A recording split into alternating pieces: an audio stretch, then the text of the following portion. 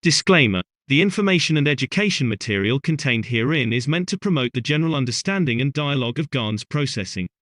Such information is not meant or intended to serve as a substitute for a healthcare professional's clinical training, experience, or judgment.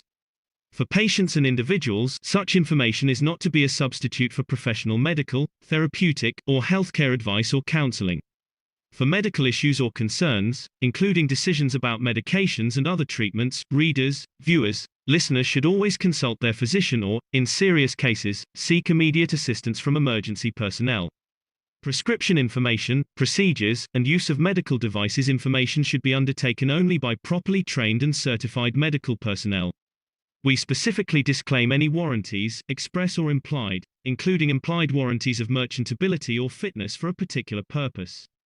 Such information is provided, as is, and is believed to be accurate at the time of its publishing, but it is the viewer's job to evaluate the accuracy of any information found in this presentation. Every case presented is of their own experience, applied by themselves for themselves, and it applies to their case only. Every person experiencing health problems should seek professional medical advice and consult their course of treatment with a doctor. The processes of plasma balancing described herein are a natural process which supports the body but does not replace medical advice or therapies one is already subject to.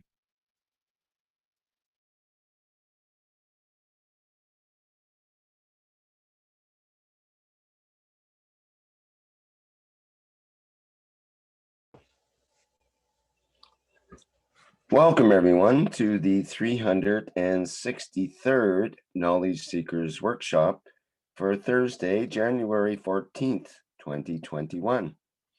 This is a broadcast of the Keshe Foundation Spaceship Institute Education Department and part of the public teachings in English. My name's Rick Crammond. I'll be a host today. And of course, we are joined with Mr. Mayran Kesh of the Kesh Foundation, who will be presenting today's workshop. And I think he is ready to go. Hello, Mr. Kesh. Are you there? Yes, good morning day to you. As usual, wherever and whenever you listen to this series of Knowledge Seekers of Keshe Foundation, a Spaceship Institute, we welcome you back to nearly 7 years of teaching completed, hopefully by next week, that we enter our 8th year of teaching. Non-stop sharing of knowledge and some 3,000-4,000 hours of teaching in public and private teachings running more than that. We try to expand the knowledge that by 21st of March, we'll start a new cycle. Many of the knowledge seekers, as I attend different private teachings, have a question. What is going to happen on 21st of March? Is it going to be a new calendar? Is it going to be a date that will start a new cycle? Is it going to be a massive change that what we've been waiting for? Some people ask, is it the beginning of what was called the return of many things? In fact, 21st of March is beginning of the new cycle of what we call enlightenment for mankind. Does not mean that the whole humanity will be enlightened in one go and everything will change. It's the process that humanity and the universe, universal community, enter simultaneously a cycle of completion. To become, to understand, to share the knowledge, not with words, but through understanding of the structure of interaction of the fields of the universe. Even though to humankind, the voice is the ultimate way to listen, to hear, to talk, to share, or in other means of what mankind has made for himself, computer lines and the rest of it. In essence, everything is made of magnetic field, interaction of the magnetic field, and in that process, we make one language. That the whole of the universe and unicos, all humanity and those beyond will be able to interact, to understand the interaction of the fields of their lives. What does it mean? What does it actually brings about? How would we as human race interact with these situations? How do we see ourselves and the rest to be? We see it as 2021, the process and the beginning of the new cycle for mankind, where humanity will meet and understand the total process of life in a way where humanity and unicos will become to understand each other, where mankind can transmute between the matter state and the field. And in a way, as one guy was asking, is that from now on we can hide ourselves? This is not the way to be, because you might be able to hide your physicality by extension of the fields of your source of your soul, but still you're visible to the others as a field, as an interaction of the field.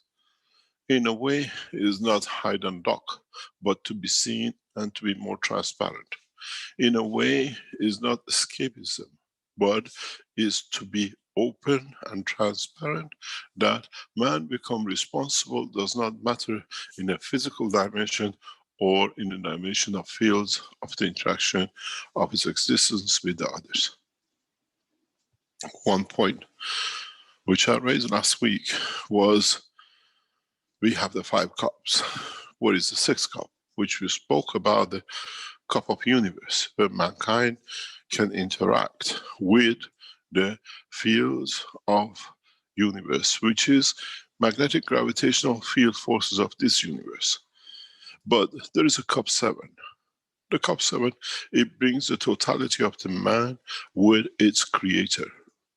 When mankind can understand the progress and the development of the structure of communication, what we call the cup 7, which is a cup of the Creator, will be open to man.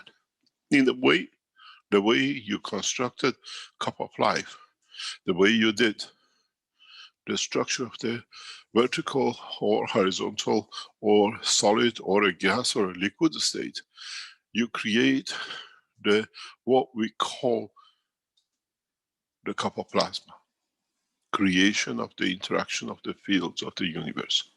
For the first time, mankind will be able to receive, to understand the knowledge of the universe simultaneously from the Creator, which is man himself part of, with the structure of his Creator. What does this mean? It means, in a way, for the first time, as you have seen, and you build the first cup with a one cup, one life, you'll be able to create fields that, and by the strength of the creation of your soul, will be able to interact, to receive, like the messengers of God, the knowledge of the Creator. In a way, there is no need for intermediaries. This might be far-fetched for man at this moment through his knowledge, but those who have evolved in knowledge, understanding and technology in the Unicos will understand immediately what they've been waiting for. To be able to be part of, and to be able to be in touch with, and to be able to share with knowledge across the Unicos.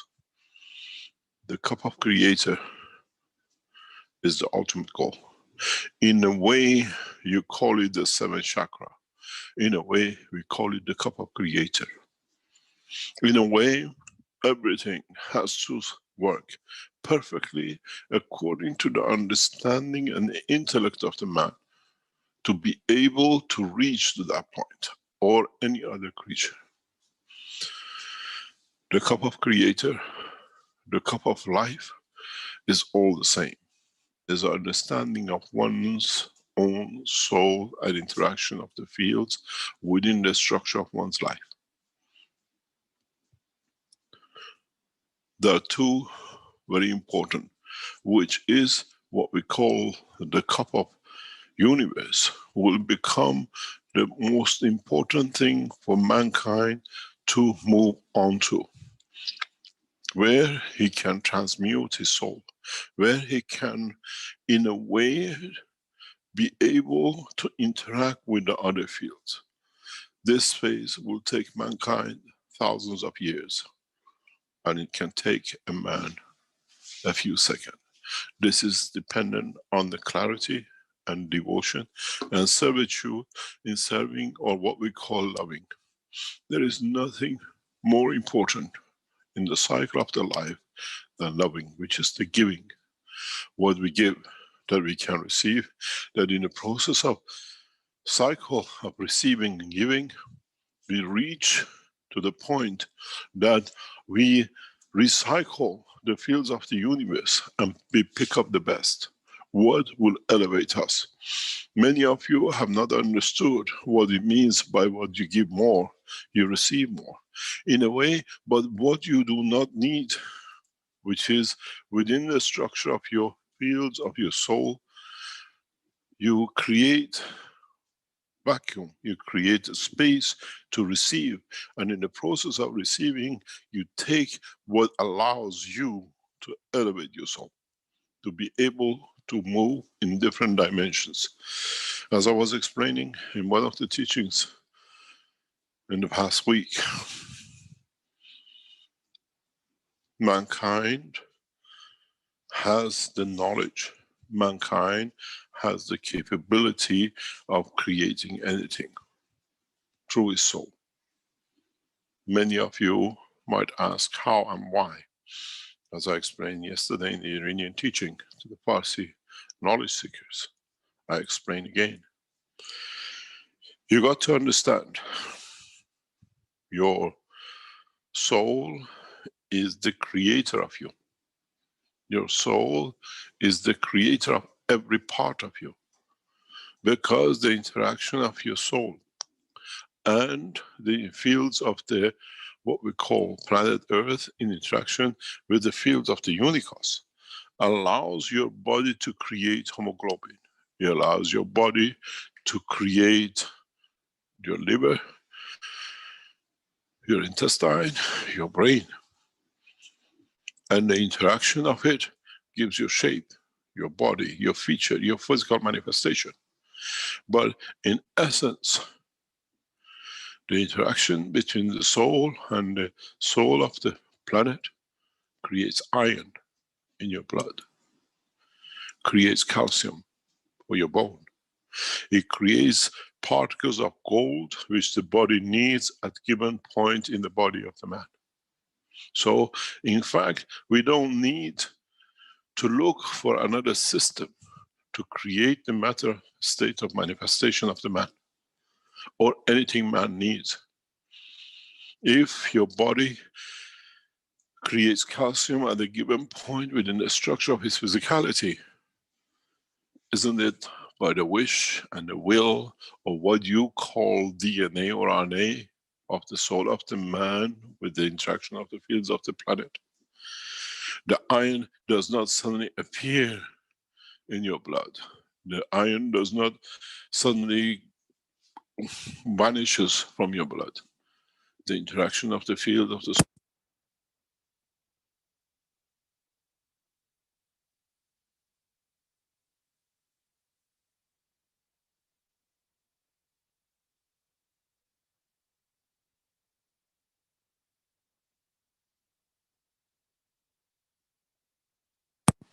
Can you hear me? Is it back? Sorry, I think we lost just the last sentence there, Mr. Kesh. Yes, I understand. I got trapped somewhere in the microphone. What we said was that is the hemoglobin is made of iron. Even every cell of your body is made of materials. But these materials are made by the interaction of the fields of your soul with the soul of the planet. Therefore, in your RNA and DNA, what you call the memory bank of your soul and your physicality, mankind has the knowledge through his soul to create anything. This is what I said before.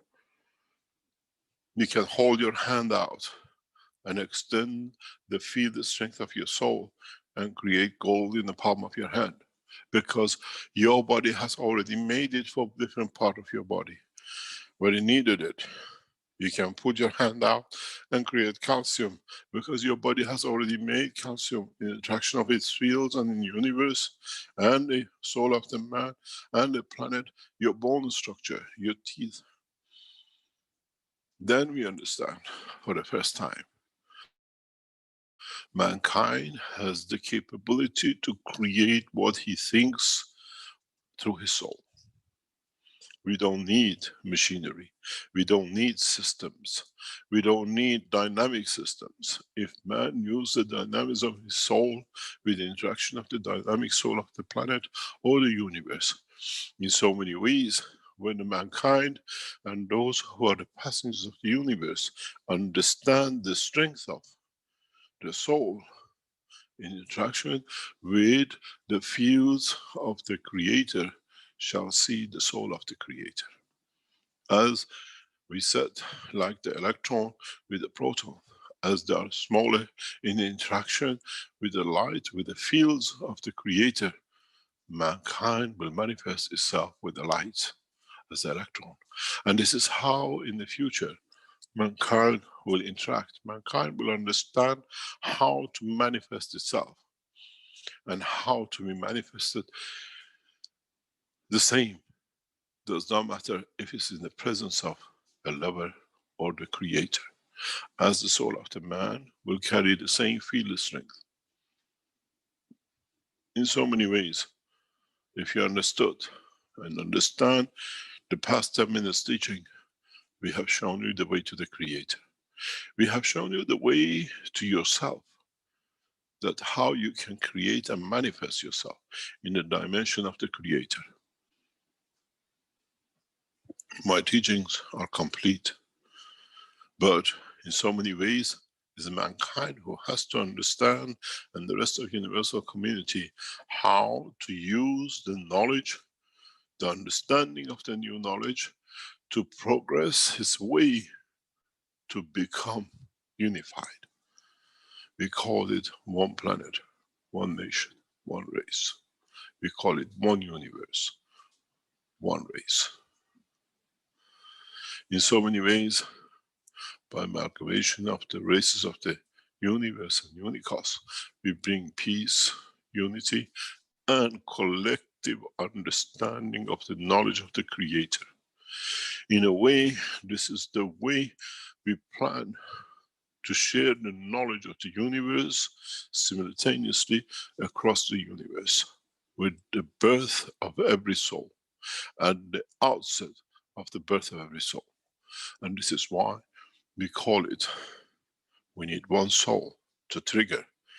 Einstein, in one of his papers, which he could not understand it, called it the funny thing. He said, when an electron moves polarity, another electron does the same simultaneously. This is that funny thing. This is what Einstein could not understand. Now we understand. By elevation of one soul, the rest of the soul of the universe will move to the same strength. In a way, it moves to understand, it moves to accommodate the new strength, and by accommodating, all will turn in one switch. The birth of new life, the creation of new life, coming on 21st of March, will be the essence of what we call the promised one. This is what has been and what will be carried out. You got to realize many things which I explained in the past few days. 2021 is the year of progress from 20 to 21, maturity of the man. At the same time, collective numbers of what it comes to be 5. The same this year, March 21st, the calendar of one path of the belief, going the same to Muhammad, will collectively be 1400, which is 5 again. It's the cycle of balance. It's the cycle of the unity. In so many ways, everything will become one. And in so many ways, mankind reaches the point of maturity, and it needs one soul to take everything over. It takes one soul to be made out of pure love and creation that will change the society of the unicos in one click. It has the power of the Creator to be able to switch, and with it, the enlightenment of the unicos and universe will be established. This is not what we dream about, this is what we set out to be done, and our wish is our command. In so many ways, mankind will be free from the shackle of the wealth, and will be free from the shackles of physicality. It depends on how man understands the structure and the work of his soul. In the next few weeks, gradually we build you up to understand the time, the promised time, that the change will come. And it'll come through the blood of Mitra, and it'll be established on that way on this planet. Is the merger of the universe and the humanity. Is the merger of the completion of the cycle of the creation, where there shall be no need for messengers, but it will be completion of the message from the Creator to the created, with no intermediaries. The cycle of prophets has been a way that different races in the universe, according to the establishment of life and the cycle of soul, has been run up to now. This way, it makes it easy, as everything will be born with a basic knowledge of the unicos from the beginning. Every race will receive the same knowledge and the same energy that all races from the point of establishment will be able to siphon, to understand the process of creation. And in this process, no race in the universe will be faster or higher than the other, as all understand and will be enlightened by the same soul. in a way, in the structure of the plasma physics, we call the dark matter, what we call the principle, will become the same for all created souls across the universe. In a way, what this means, we all start from the same basic, the same ground, the same equality and the same balance of knowledge. Does not matter where, which country on this planet, or where in which planet, or where in which universe you are born. The light of the Creator, the knowledge of the creation will be received simultaneously at the same time. In a way, with a new understanding and the new wish of the Creator, the whole of the universe will be phased one level up, that the knowledge will become the basis for equality prior to the creation and completion of any cycle of creation anywhere in the universe. In a way, when you go from Earth to another planet, to another position in the universe, you will speak and you'll be understood, and your knowledge will be equal to the knowledge of the rest. This goes to my promise from the beginning of the teaching, and that was, we'll take the man to universal community, not to be a slave, a subordinate, but equal. As the whole universe, with what we taught you today and the past years, have been brought to be in that position, that there is no race higher than the other, and all races are equal. This has been the wish of the man, and in so many ways, we have completed the cycle of creation. Now is teaching how mankind can be kind to itself, and at the same time, humanity has to learn one thing: end of division of races, language, and culture. In a way, end of many other things. We have seen in the past few days, as we said, end of kingships, and we have seen end of presidentship by hand of their own in the past week. What has happened in the United States in past 7 days has brought a lot of changes which will have profound effect on humanity, where we will see that there shall be no one higher than another, even, not even the president. In so many ways, everything is set for humanity to move in one direction. What has happened in past 7 days in the United States has laid the path for our wish to complete the cycle, that there shall be no leader, as all will be equal. In a coming cycle of administrations and world leaders who will see this pattern of conduct, that will change the whole understanding of human race. This was our wish, that no one is higher than the other. And this is done by the man himself. If we do it, it's done because of. If you do it, it's done through, and the reason for. In so many phases, we'll see in 2021 the end of religions. In 2021, we'll see end of leadership the way it has been, as leaders will lead, but on equal term and basis of the rest of the citizens. We'll see the end of kingships, as the palaces will be emptied, as there'll be no king, and there'll be house for those who wish to bring the kingdom of God to their land. It is our promise, and it'll be fulfilled. In so many ways, we have seen from the first week of this year, 2021, the changes in the ethos of understanding of mankind in leadership, in how no one will accept leading or to be led, but accepts to understand the reason what things need to be done, that will follow the same.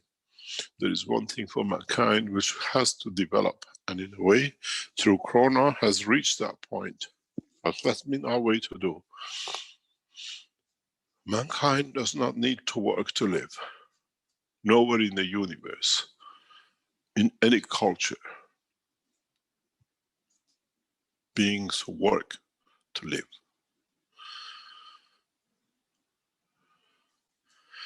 Their life, their soul is taken into slavery to be able just to keep the physicality.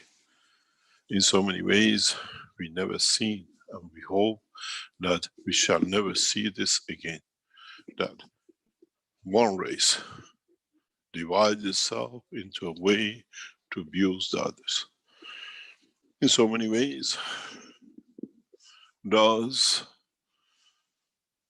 the cell of your heart, does the cell of your brain gets paid to create a condition through its operation for you to live? Does it take holidays, or does it work as a slave? Or is it there because of the creation of his soul to serve the others to exist? The life of the man and the soul of the man, and operation of the soul of physicality of the man from now on will be in that process, as is the cell within his body.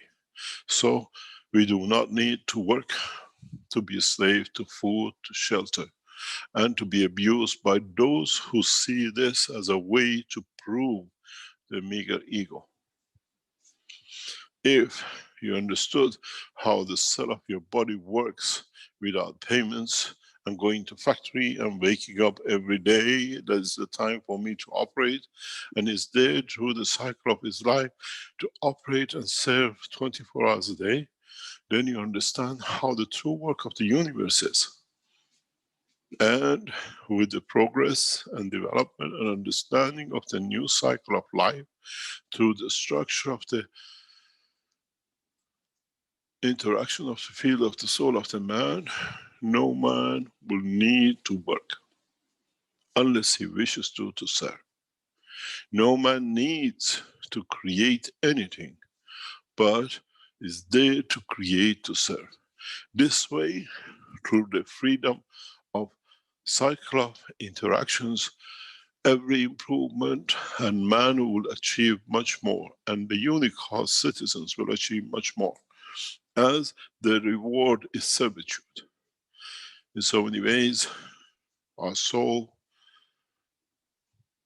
goes through evolution to create a better working physical life, to be able to stand the changes in the cycle of the changes within the soul of this planet and the solar system and the creation in the unicos.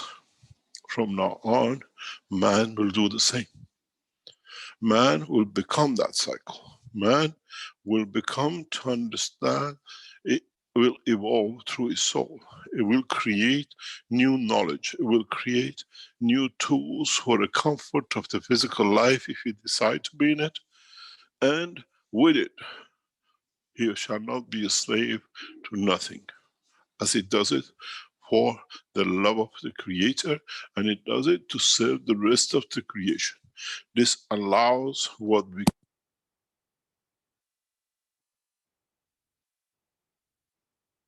across the unicos. In so many ways, mankind has always been aware of this, but not open to it. In the coming time and discussions, we shall see how mankind will evolve to this point. We shall see from 21st of March onwards, as the soul takes its shape, as this soul creates dimension to carry the soul of every existing citizens of unicos as part of a structure, will change the course of humanity, how mankind will reach to understand new levels of understanding beyond the present imagination of the man, and with it, we start a new cycle, a new era, a new progress, not only for mankind, but for the whole citizens of the universe and unicos. In a way, The whole structure is not because of what's happening on this planet. The whole change in the structure is because of the love of the Creator to celebrate the beauty of this planet and why it has been chosen to be the birthplace of the new cycle. Earth is a beautiful place. Earth has many beauties, and it has one fault, and that is the man has allowed his physicality to be abused and out of control of his soul. And with this knowledge and with this new cycle, we bring that balance back, that from now on, not only the human race, due to the combination of the interaction of the fields of this planet, the whole planet will become as was promised, where the lamb and the lion will nest in the same place. And mankind does not need to eat, to taste the flesh, but if he needs, he can imagine, and he with imagination will receive whatever he needs. One shall not kill to attain energy, but shall give to receive what he needs in the love and the care of the life and the creation. My promise is very simple. I have delivered what I promised. It's for mankind to understand the next cycle. It's for mankind to understand the progress in its soul, not in machinery and in the others. Some of you will go to use cups. Some of you will go to use dynamic systems to confirm the existence of your soul. But that, in fact, is nothing but a confirmation to you and to your soul only. We make transmutation and transportation of the fields within the dimension of the universe a free knowledge. In a way, every man can change any energy to any element according to the wish of his soul, if he has balanced his book. In a way, mankind and the rest of the races in the universe can take position anywhere in the universe without the use of what you like to call it, UFOs and the rest. We give you the dimension of the pleasure in the dimension of physicality, or pleasure in the dimension of the soul of the man. The option is mankind. We fall in love because loving is the progress and part of the structure of the Creator. Mankind will see nothing but the pleasures of existence. Mankind will see and feel the pleasure of the touch of the soul, the touch of the physicality. In so many ways, we bring mankind and the rest of the universe to unified fields in a way that we all take from one field, which is the field of the Creator. According to our position and to our strength, we reach and we understand the soul of the Creator, and with it, we adopt it to fit us at the point of the manifestation. As I said, I have completed my teaching. In a way, by today's teaching, I can say goodbye. In a way, the book of life of the Unicos is closed. And in a way, the knowledge of the man has reached the point of maturity that mankind in the coming time will strive to find a way to achieve this. Whatever has been promised has been delivered, and now is for the soul of man to strive to reach the ultimate goal, not for the physicality of the man. In this process, mankind will realize one point, and that is, it's me who has to mutate, it's me who has to evolve, and it's me who has to endeavor to understand the understanding of the mutation of the fields. If I want to be at the strength of the field of the Creator to understand, I can choose so. If I want to be at the field strength of the life on this planet, I can choose so. I can choose to be a tree. I can choose to live the life of a man. I can live the life of a lion to feel how it feels, to see the universe and my environment from different horizons. In reality, mankind reaches the point of maturity at the same time as the rest of the citizens of the universe. In so many ways, we still carry on with teaching to elevate you more, to find new ways to reach the level of the strength that you can interact and be able to realize the field of interaction with your creator. In so many ways, if all of you or some of you be able to replicate the true structure of what we call the cup of life, you shall reach that point. As I said in one of the teaching in the past week, it's a monkey see, monkey does, and the monkey does not go far as his cup is. It's the same with the structure of the fields of the universe. We have to understand how we do things, how we structure things. When you look at the cup of life, when you look at the cup of the soul, it's not made of one item. It's not just the zinc and copper. How many elements are in the structure of the body of the man? How many elements, or what we call different magnetic fields, create the soul of the man? And how, in which dosage? And every change of a dose, every change of field strength will create different soul. And that is the process of the creation. If you have a strive to make the cup of soul, how many elements in what ratio, which is the structure of your soul, have you put into that cup? It's not anymore 2 metals or 3. And in so many ways, where can you find all the elements to put in one cup? This goes back to understanding of the strength of the field, where now you need to understand how you bring the fields into play in a cup, that the interaction leads to creation of your soul, strength of your soul. And the interaction between your soul and the cup you created will light up because it's of the same strength. And then you shall see your soul, or you shall see how your soul looks in the mirror of what you have created in the cup. Then you understand. As I said, we taught you the simple steps.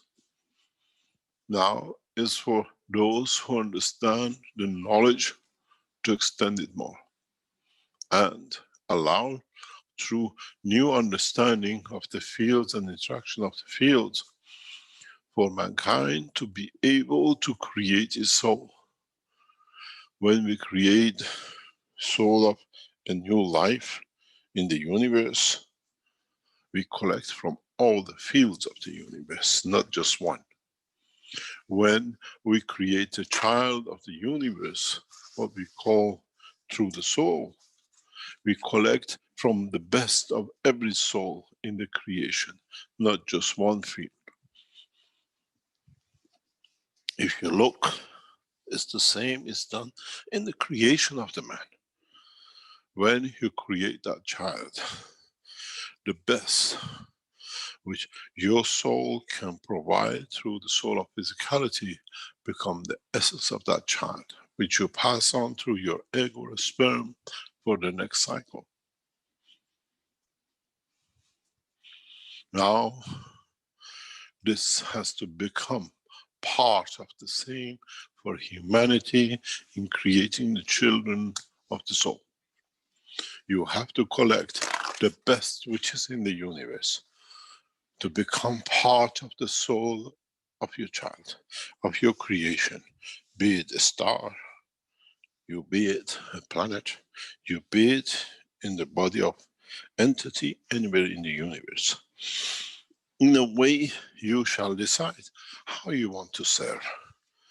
Do I want to be, or due to my conduct, do I place, or have I been placed to be a cell in a body of an animal or a tree, to be subordinate, or to be one single cell star which shines as the size of the biggest star in the universe.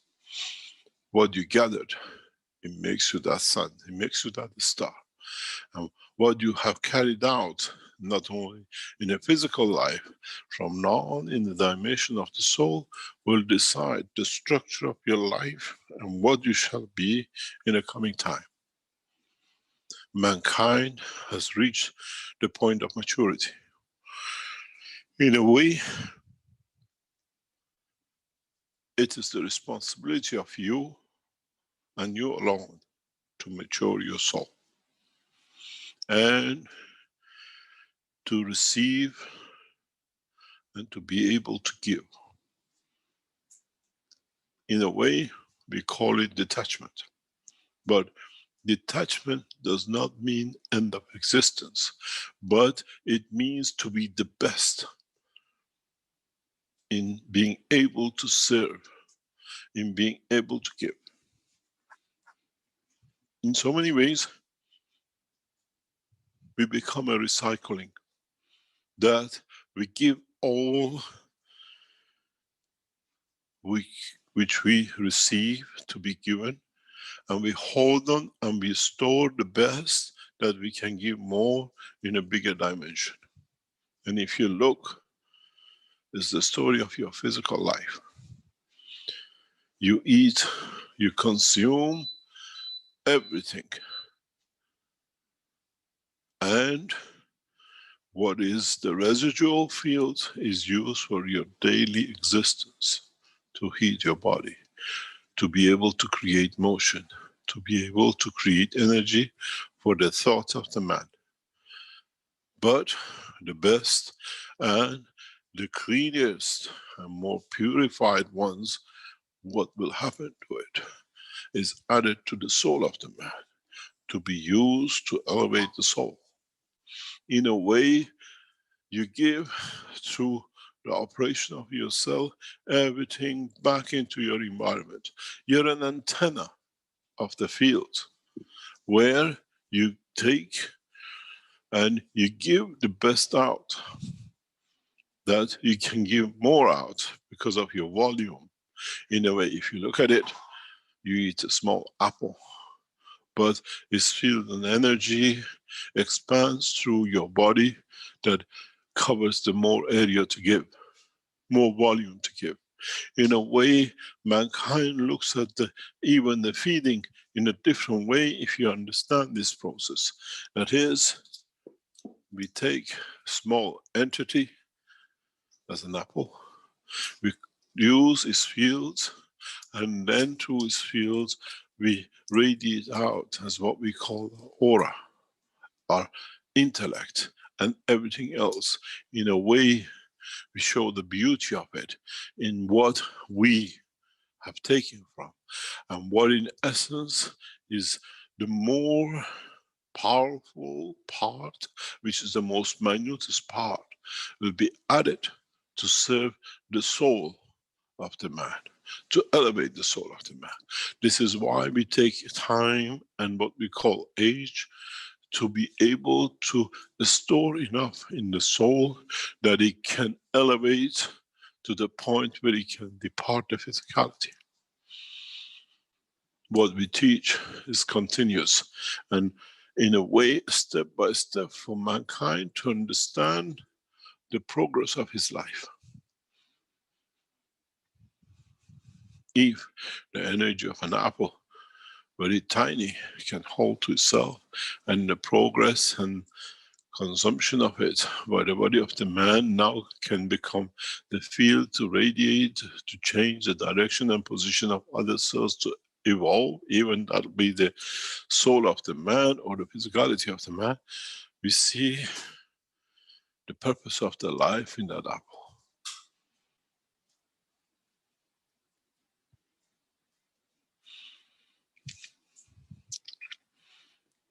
This is what mankind has to understand.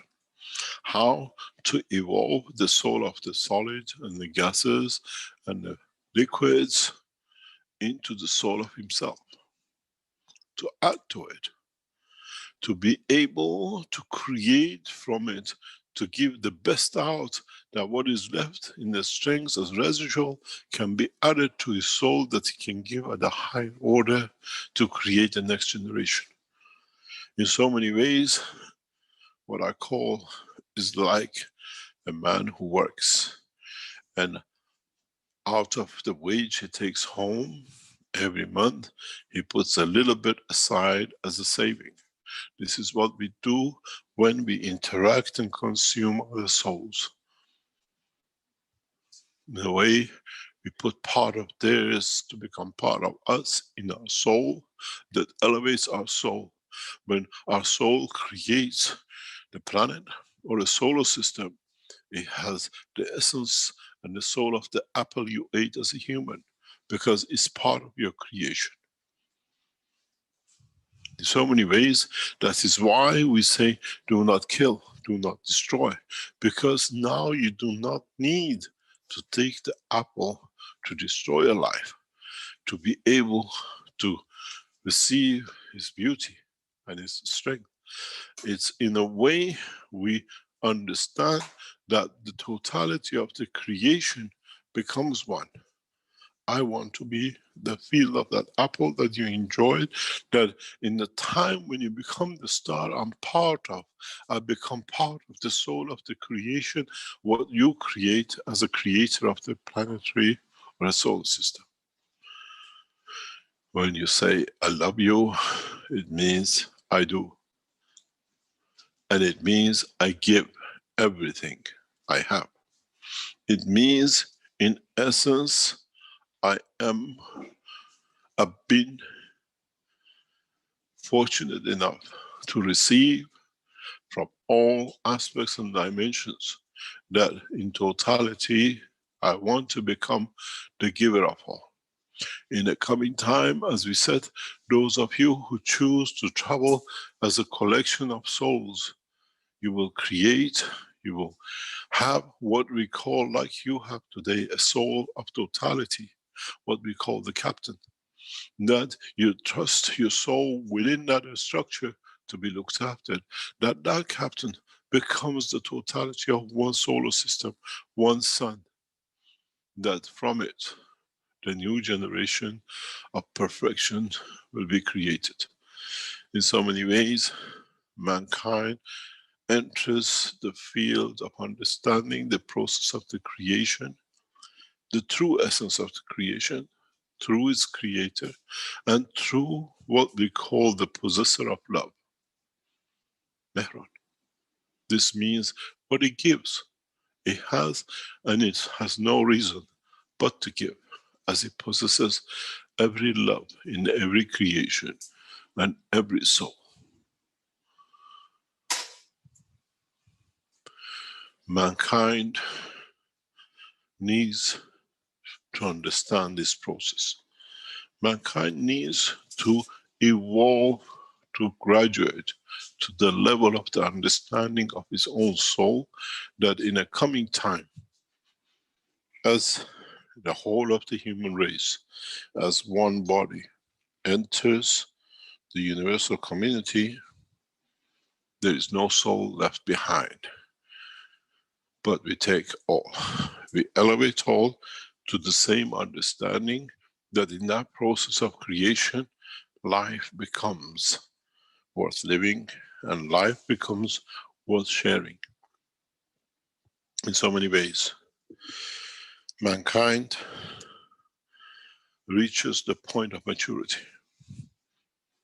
By today's teaching, I have given from my soul to the whole of the creation, to elevate to the same level of understanding and knowledge. And in that process, We shall see a new evolution in understanding of new science and technology by human race and those who are the travelers of the unicos. In so many ways, we do not need to travel through instruments, tools and machinery, but we travel to the dimension of the soul of the man. Many of you as human race with the soul of the man will elevate to that position very rapidly. And in that process, you shall take your position not only as equal to others on this planet, but across the unicos. I don't have a wish as the totality of which has been fulfilled. The understanding and mutation of the energies and the fields of the universe is in the hand of the man to evolve and to understand. And mankind and many other races in the universe need the small tools, the processes for him or for the rest to understand the totality of what we call evolution of the soul of the man to his ultimate cost, to his ultimate position. And when we complete this cycle of understanding by the soul of the man, mankind shall see his creator, where he is part of, and he become to be as part of totality. The teaching of the soul we started some 2 or 3 years ago was for today, for the completion of understanding of the soul of the man. And in so many ways, we have delivered the promised message that mankind will find peace with itself and what we call in so many different paths of religion and faith, the promised day, the ultimate day. And in that process, mankind now understands what he needs to do to achieve that ultimate goal and point. In so many ways, when we meet on what they call 364th meeting of the knowledge seekers next Thursday, it will be the first day of the beginning of the new administration in the United States. And with it will be a beginning of the 8th year of the teaching of the Keshe Foundation. And with it, there is no coincidence. We set our way and we announced long before that what we expect to see, and in that progress, science will take lead in 2 nations across this planet. One in the United States and one in Iran. And in that process, a new establishment of the structures for this will be set, that mankind will evolve in a very fast way in science, technology and religion, that all become one, that all will meet in the same place. The advanced technology and the advanced understanding of the creation and the creator shall bring everything together, that in that process tools will be made for humanity to evolve in a new direction and dimension to understand the operation of his soul, the evolution and what we call the totality of his own creation. Let's see what 2021 will bring for mankind. A new cycle of life, a new soul, and with it the change of totality for the whole creation. To love and to be loved is the right of every soul on this planet, which means to give and to be able to receive. And with this, we end the time for what we call punishment, as all will receive the same and all will give as they don't need and they use back to the cycle. In a way, there is no reason to hold on to what is not needed. The wealth on this planet will worth nothing, and the time will be nothing but those who evolve to develop and to serve.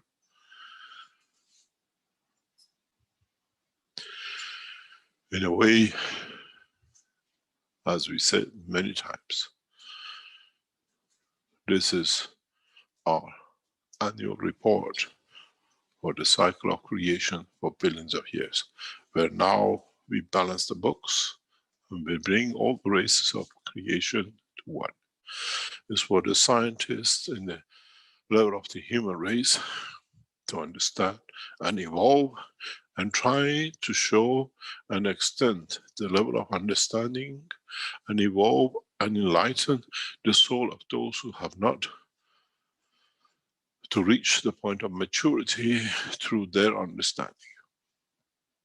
As I said, every man will take from this knowledge according to their intellect and understanding, but the intellect does not need university and college and degrees, but it needs to understand the structure of the creation of the universe and the creator. In so many ways,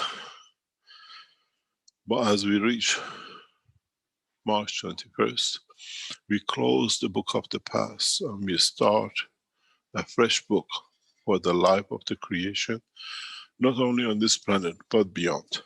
In the coming times and weeks, we will make many cups, and we encourage you to make, because this is the sandbox where you test to see your soul and understand the work of your soul and how you become part of the Unicos and the Creator.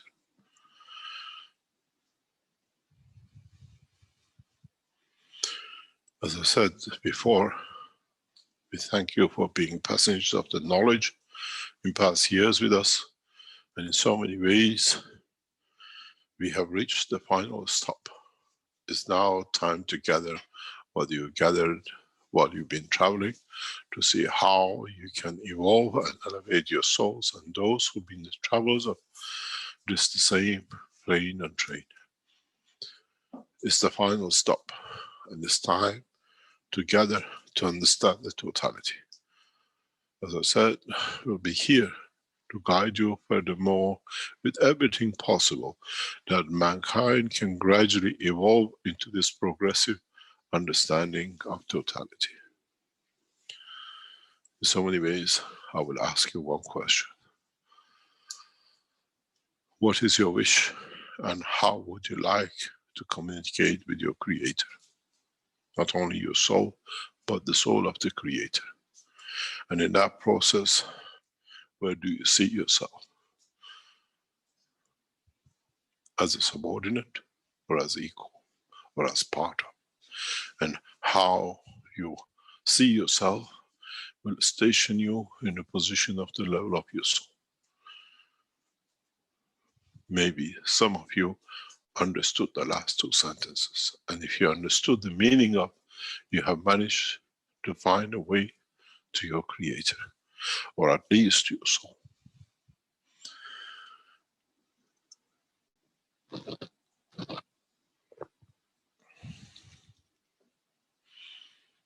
Any questions?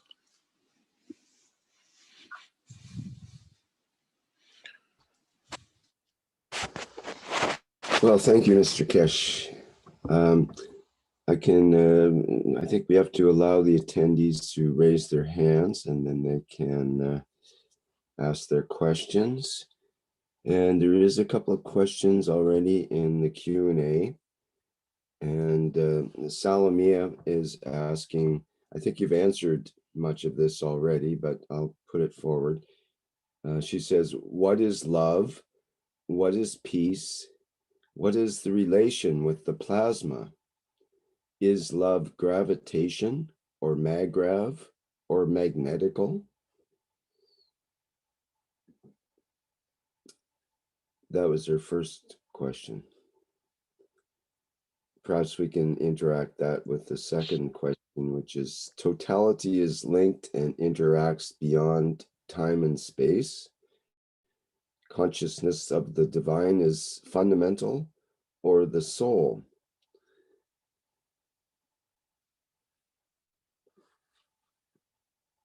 Can you read that again? Okay, both of them. Let's start at the top. She says, let's just deal with the first one perhaps first.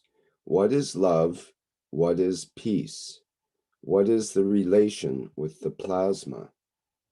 Is love gravitation or maggrav or magnetical?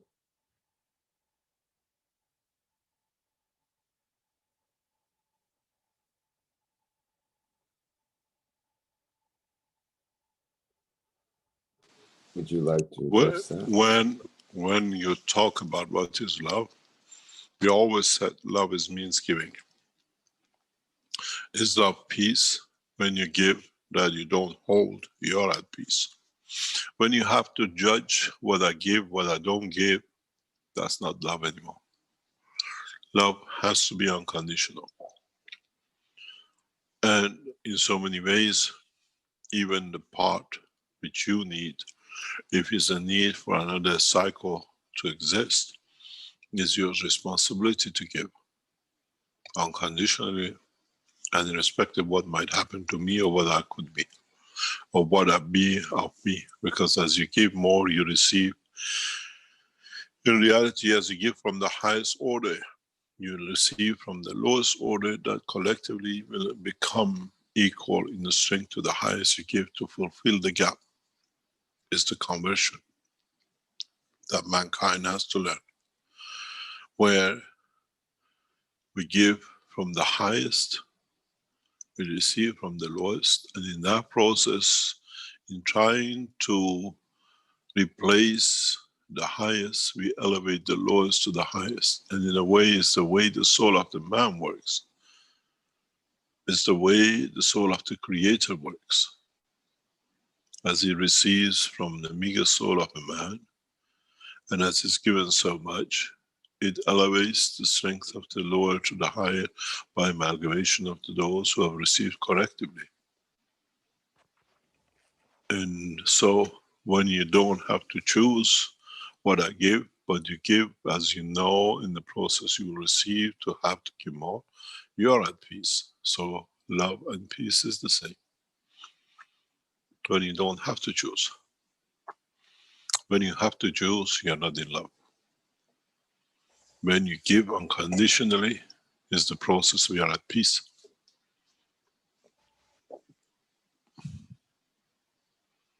You can choose if you want who you want to love, but you will not receive what you have been given. And this process is the same throughout the creation, even for the creator. So what is magnetical becomes gravitational, and what is gravitational becomes magnetical.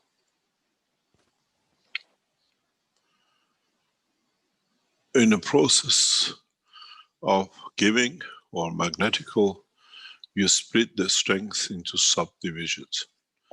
In the process of gravity, you bring the subdivisions to collectively become the stronger.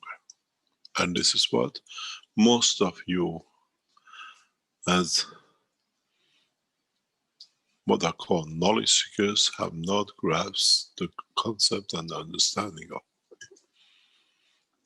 In a way, when you give, when you are magnetical,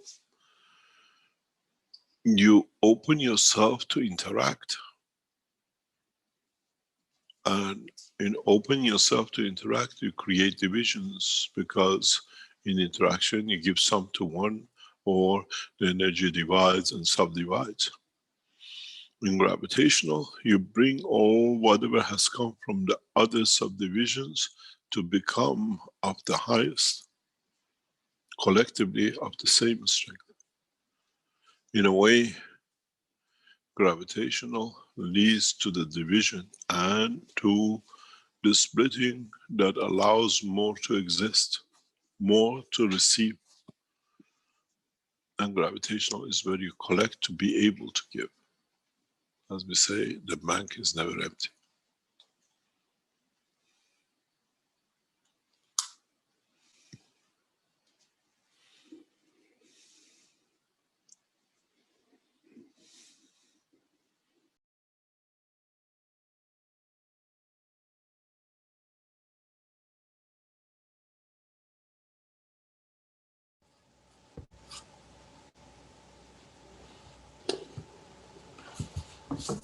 Okay, what about the question that Salome has about the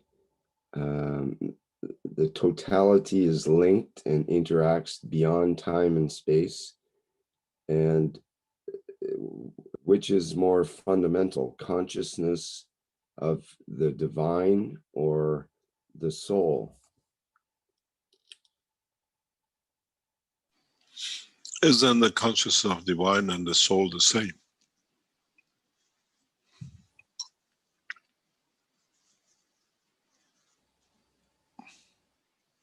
If you see a division or separation or two different things, it means one has not understood the true essence of the creation and the work of the universe.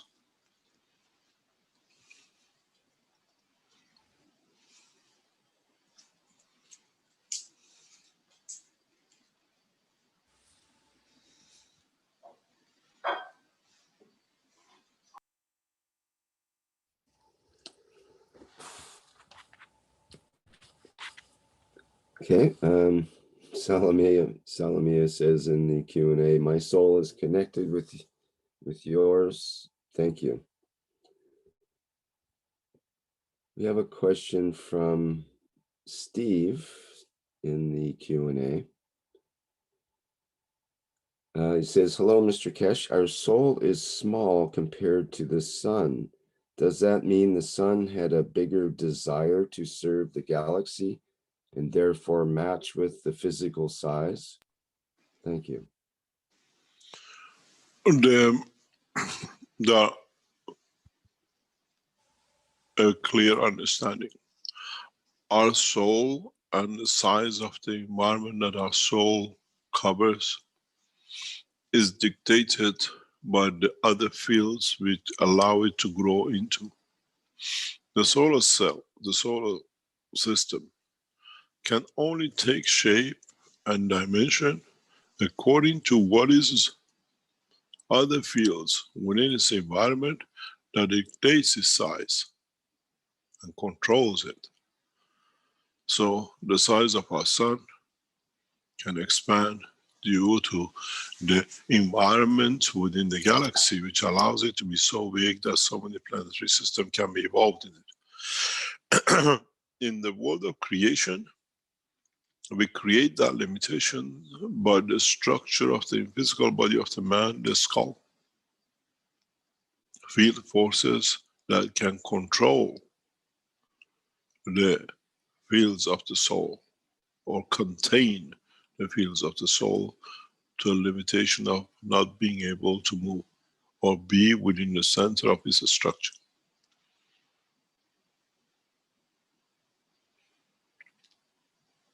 If you understand this, you understand why we are even created.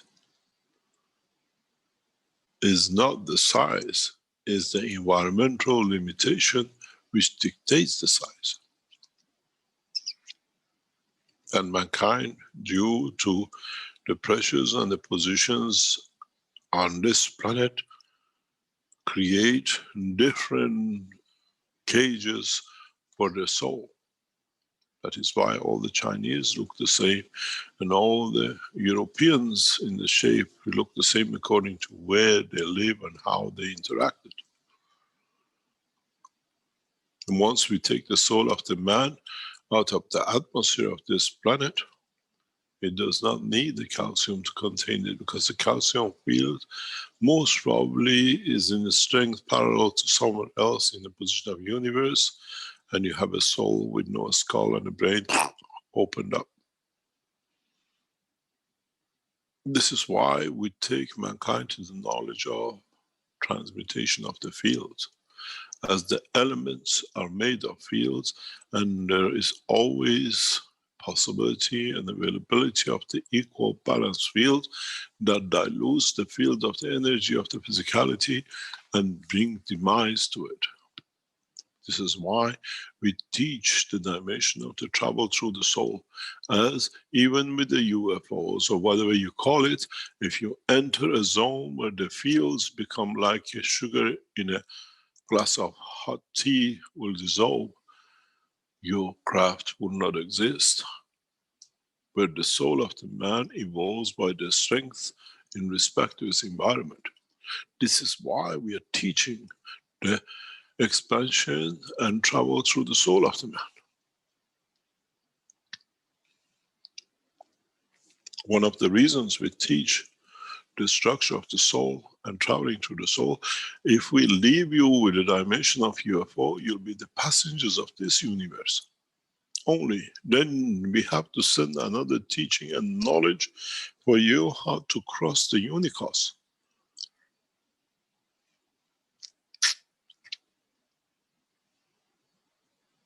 From one universe to another.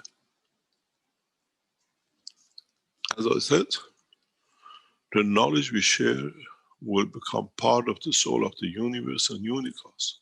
And your children and children of your children to come will take this knowledge as a basic knowledge, and they will know. Do not need to go through the teachings, as it's already been taught to your soul, and through your soul you will share.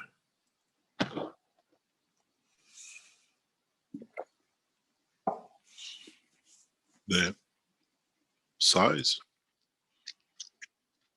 of the soul might on this planet be a peanuts in the center of your brain, and in another dimension, in the open span of the universe, will be the biggest solar system, as the fields and the strength of the fields will allow it to be. The size of our soul is dictated by the cage we have built for it. We call it the skull of the man.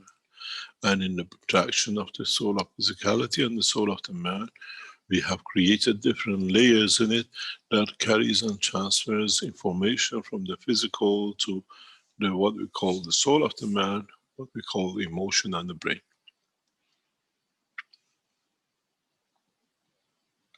The brain of the solar system is from the sun to beyond Jupiter and Saturn. And in gap in between the brain is the hollow space species between us and the sun. We are part of maybe is happiness, where another planet is where is joy, and another planet is where is all the sadness. The structure of the universe is the same in micro and macro. So shall be, as we've seen, they say in the plasma of a neutron, we have all sorts of kryptons and whatever they're made of. The creation of the entity in the field of the matter state is according to the strength of the observer's field strength.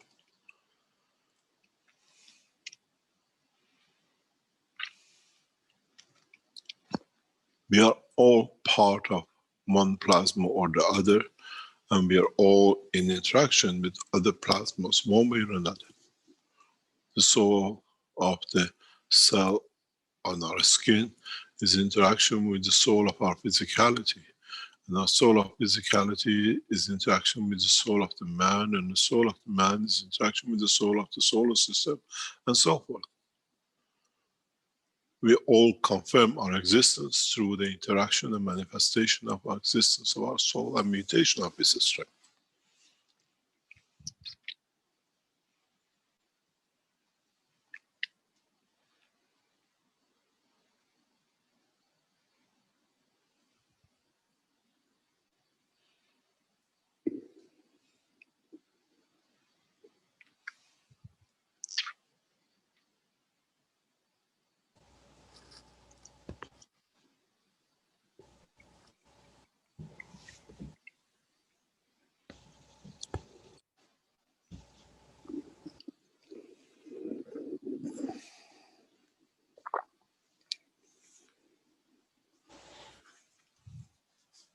Thank you, Mr. Kesh.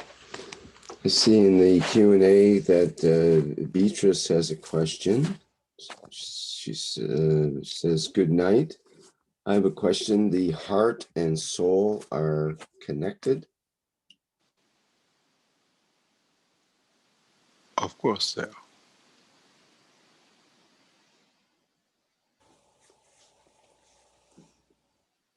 They are connected by fields and the interaction of what they do.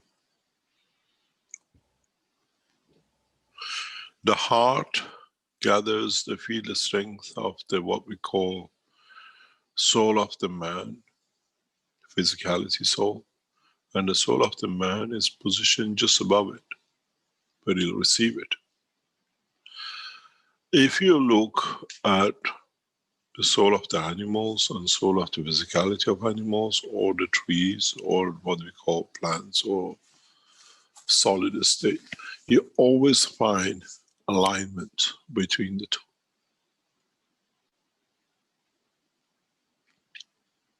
Because one, in a way, delivers its field.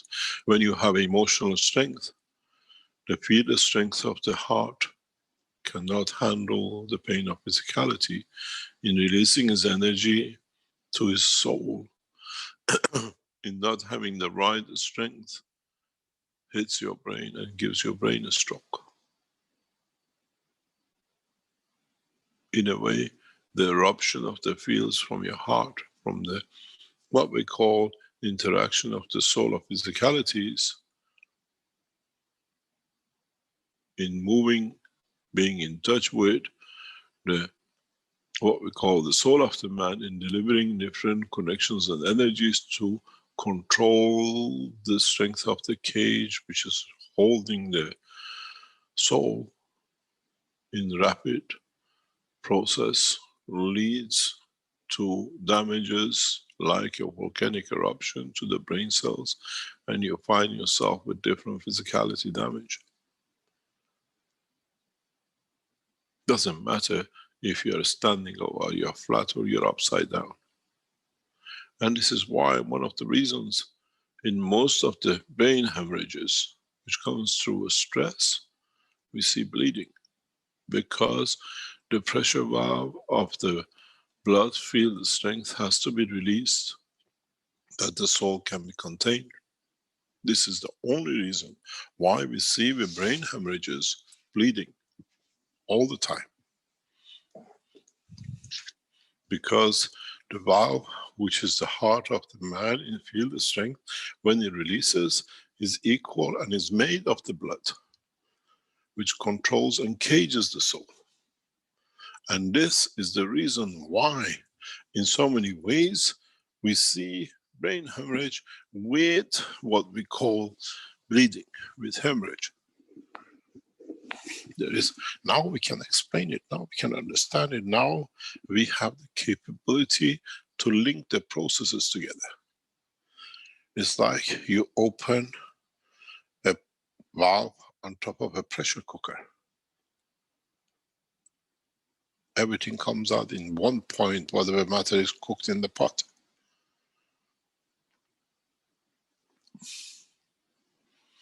And if the material is of the same strength and comes to balance with its environment, that it can balance, bring the balance to the pressure, you get the steam and the water and everything else which is in the pot, and the rest of the residue. This is why some of the heart attack leads to death, because the field strength is so much that the pressure cannot be taken by the brain and it just goes through. Because the soul of the man, in the brain of the man, takes some of that pressure, because it's not time for me to go. I still need to gather more to become to the level I want to live. But if it's over, you're done. The process of creation is very simple.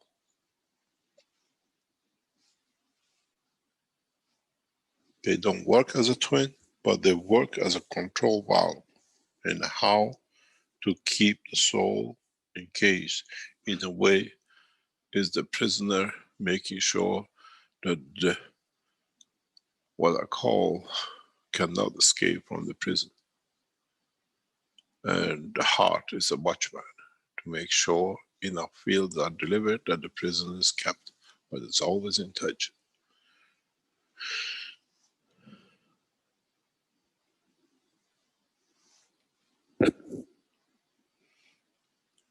Any other question?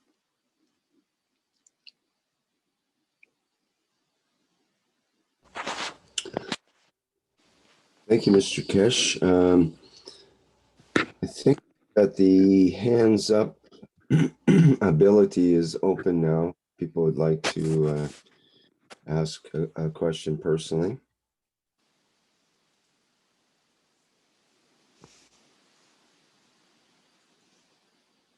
We have a question in the Q&A from Antonio. It says, Dear Mr. Kesh, your call for doctors to be trained for the universal enhancement units, is this done online or do the doctors have to travel to Austria?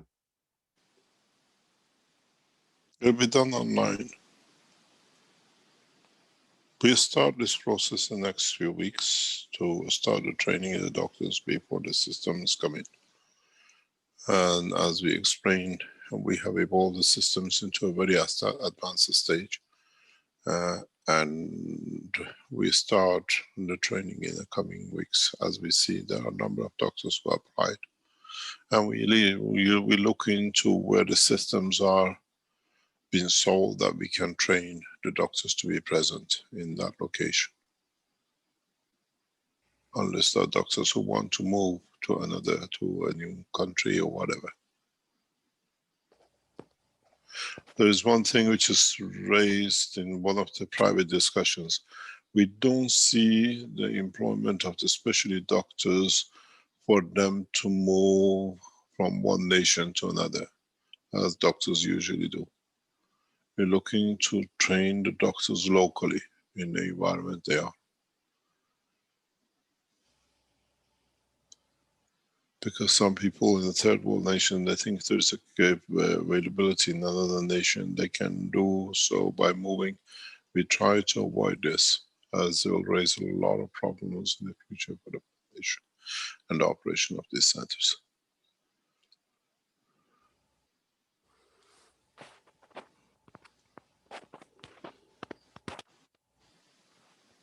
Okay, thank you, Mr. Kesh.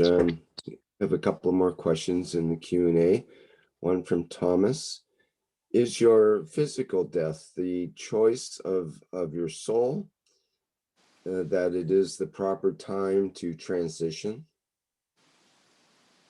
In a way, the level of your soul strength in respect to its cage is set at the point of the first interaction of the egg and the sperm. You can change it by environmental changes through the evolution of the environment slightly, but not that much. Unless you go into the level of the soul, which can transmute from one to another, which then there'll be no time and no space when you can do that.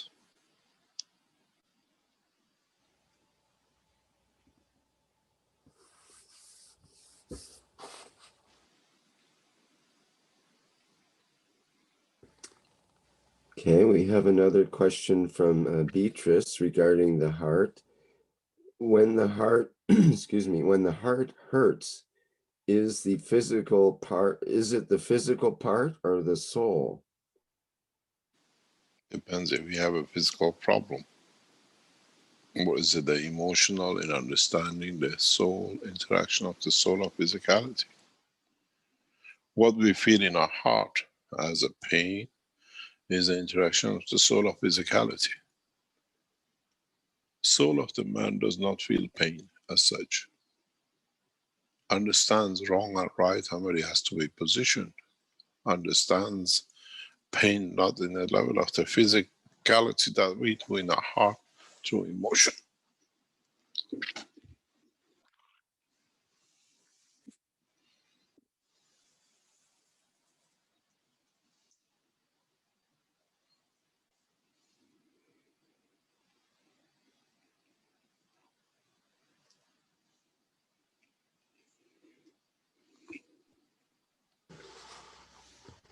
Okay, we've got a,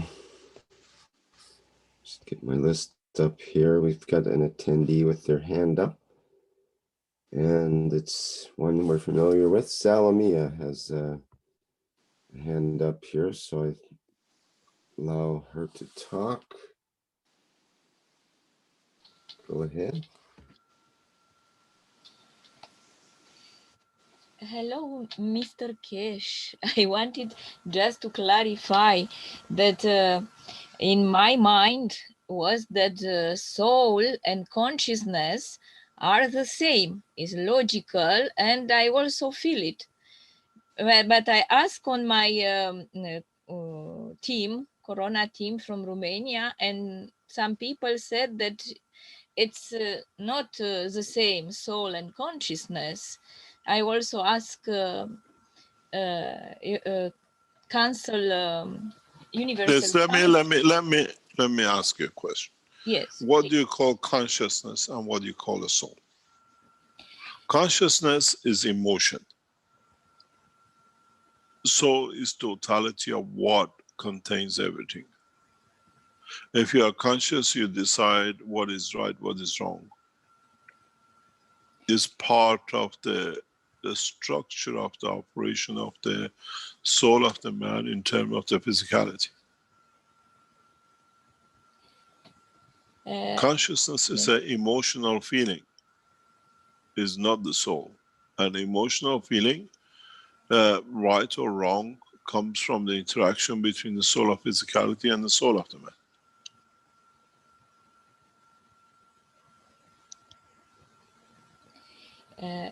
There are two words, conscious and consciousness. You are aware of something, and consciousness for me is the same like soul. It's fundamental. No, consciousness, Yes. no. No? Consciousness, the way we understand it, is the evaluation of the right or wrong, or what is correct and not. You are conscious of your conduct. Mm-hmm. Yeah. So it has an emotional relationship into understanding of it. And it's part of the interaction of the soul and the soul of physicality. It's not part of the soul. It's an interaction of, it's like mass. It's a byproduct of the interaction of two fields.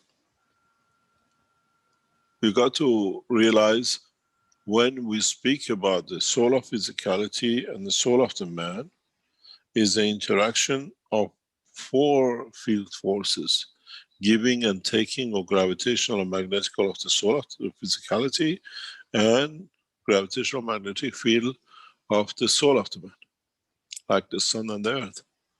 And different fields interaction according to which strength creates different outcomes of what we call emotion.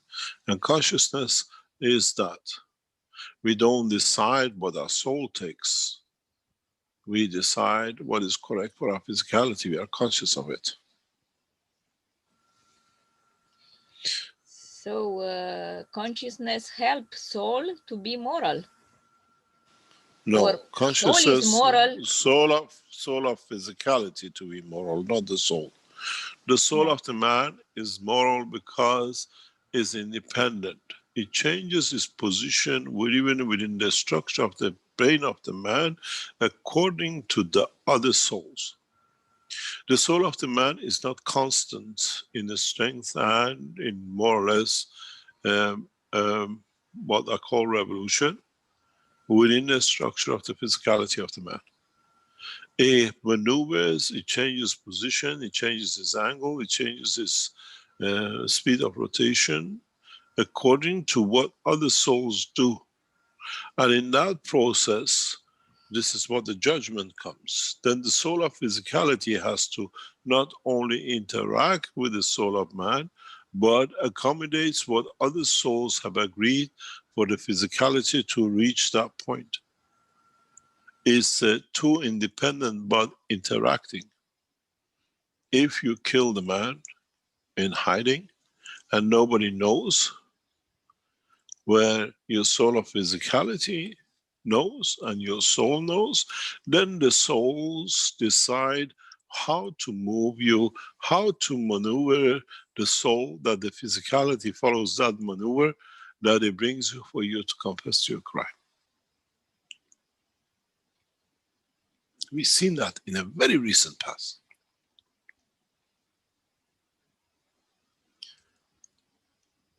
where the soul moves to open the misconduct of the physicality.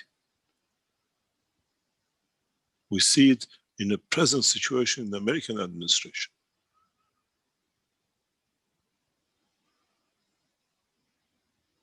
The soul moves. The souls move into one thing or another to bring the physicality in a position through the operation of the soul. In a way, your soul walks your soul of physicality for you to be seen, to be known, to be shown. What you've done wrong?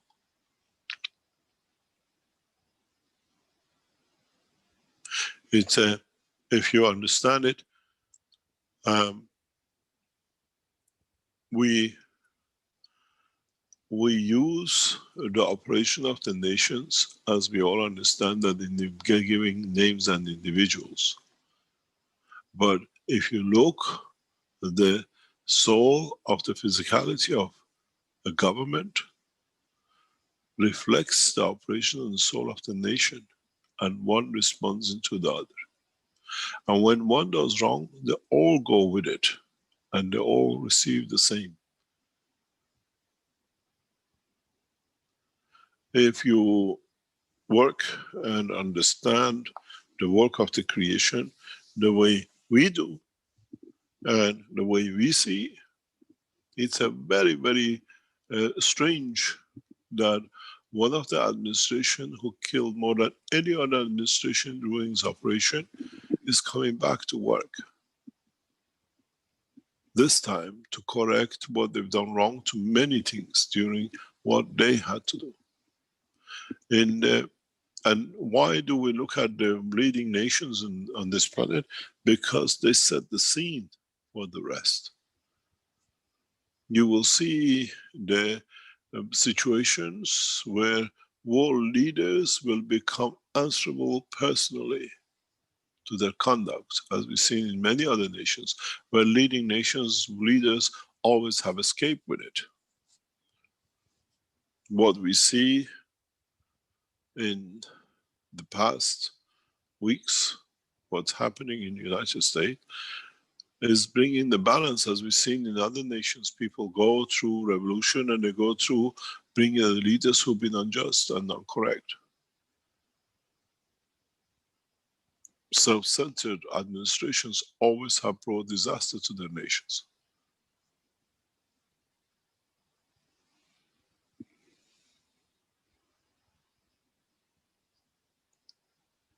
And we've seen it with this and the present situation. If it was a small country in Africa, we had what we've seen in the United States in the past few weeks.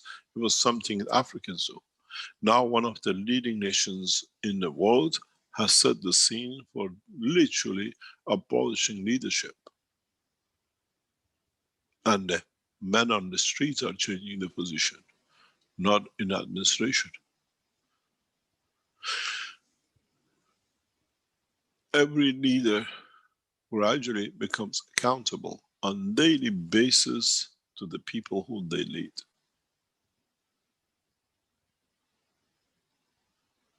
As is in some writings, the time will come that no one will take what we call the crown of kingship, because it has such a heavy responsibility to be correct in every conduct.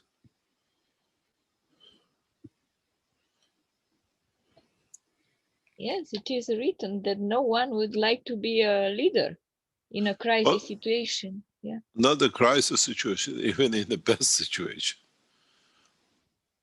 In crisis situations, somebody always take the lead to pass the crisis, as we do. Mankind is in a turmoil, and it needs to be led out of this position in a very fast way, but through intellect and science, to bring in science and technology to be the same. And at the same time, science, technology, and religion to be the same, all working on the same path. It's no use having a science and the religious leaders which use that science to develop weapon technology to be rulers, where science and technology which develop, it has to be the same for the purpose of peace. We've seen this in the past half decade,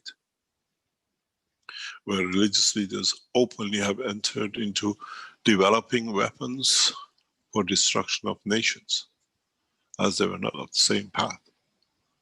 We've seen Vatican extensively involved in the evolution and development of new weapons. No single religion finances more in developing new weapon technology than Vatican, to make sure other nations are in war, that they can lead their way by use of the soul of the man. Why does Christian administration runs and controls and places biggest order ever for production of arms and weapons in Italy? Why does the Pope buys 9 million landmine to give as a gift to another nation to kill another? This is where the end of Christianity has come, where the religion is used to kill others. Because the Vatican is a state.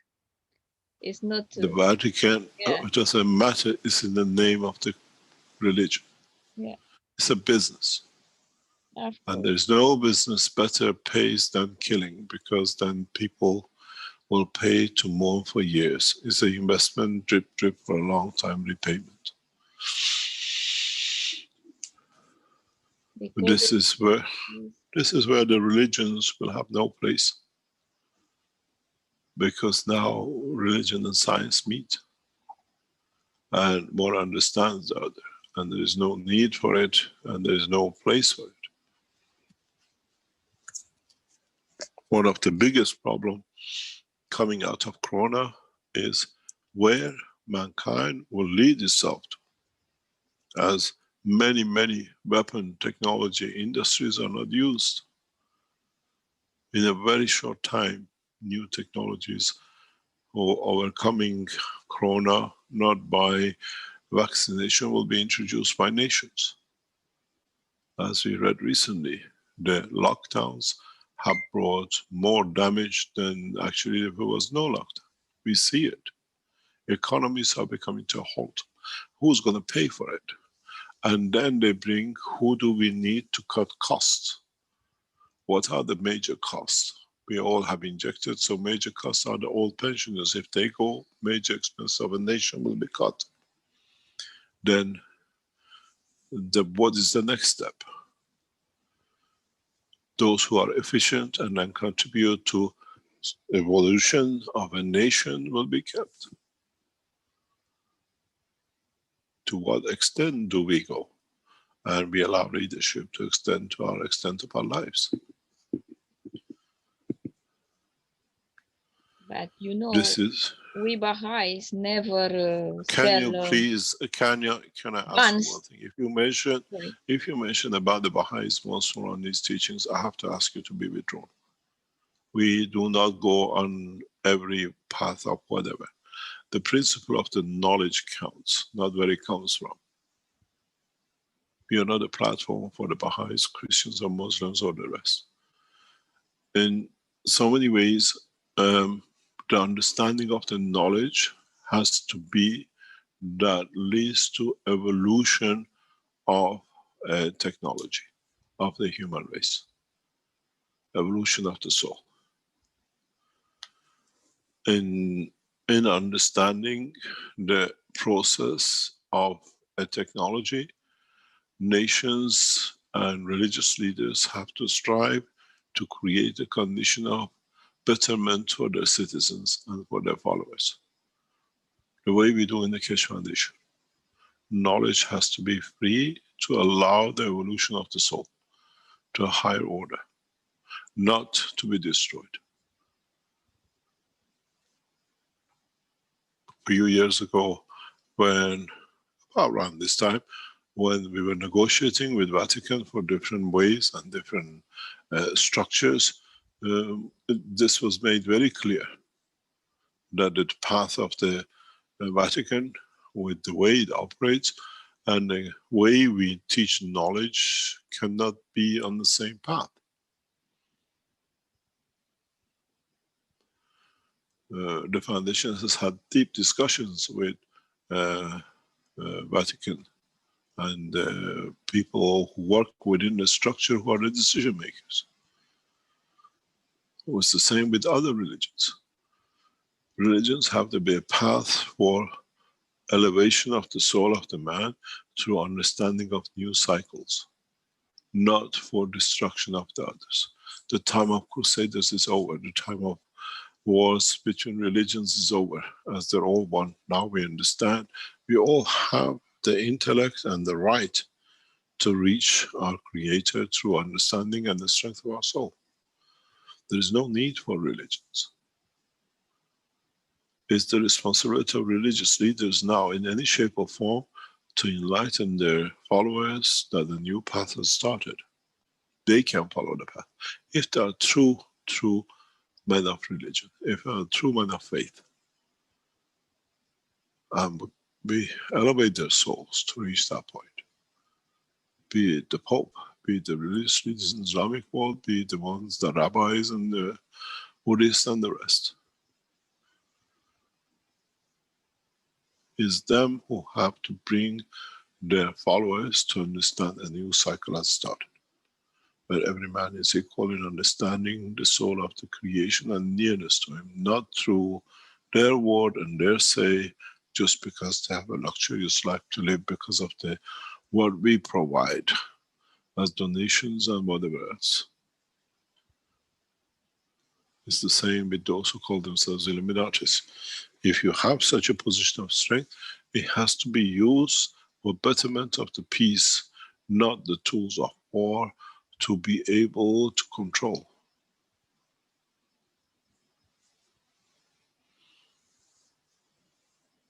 The peace comes through elevation of soul of individuals, not control of the collective.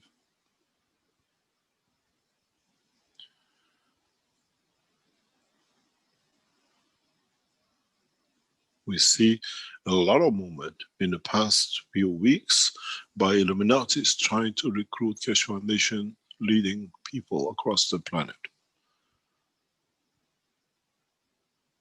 And in so many ways, we see this as an infringement into a structure of the teaching of the Keshe Foundation, where we do not allow these things to take place. As we know, the leaders of the Illuminatis are sitting amongst you, and they consider every teaching we do, and they see our work as part of the way which they don't like to see. But if they are, and what they believe in is to bring equality and betterment of the life of the man, they have to strive to work the way we do. There is no choice. In fact, what it is if you are in that process, if you are part of what I call the Illuminatis structure, you should strive to enlighten the people who you're trying to serve to understand the process of their own life. Not by you trying to create the masters and the rest of it that you can control further.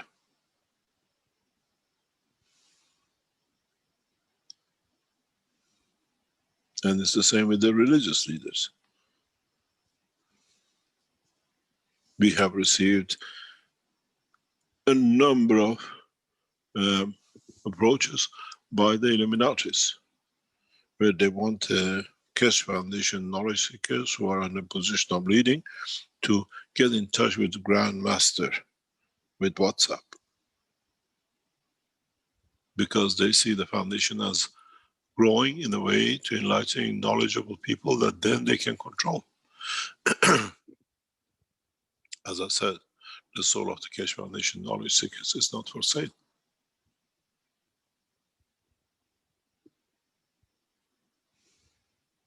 The same goes with Scientologists.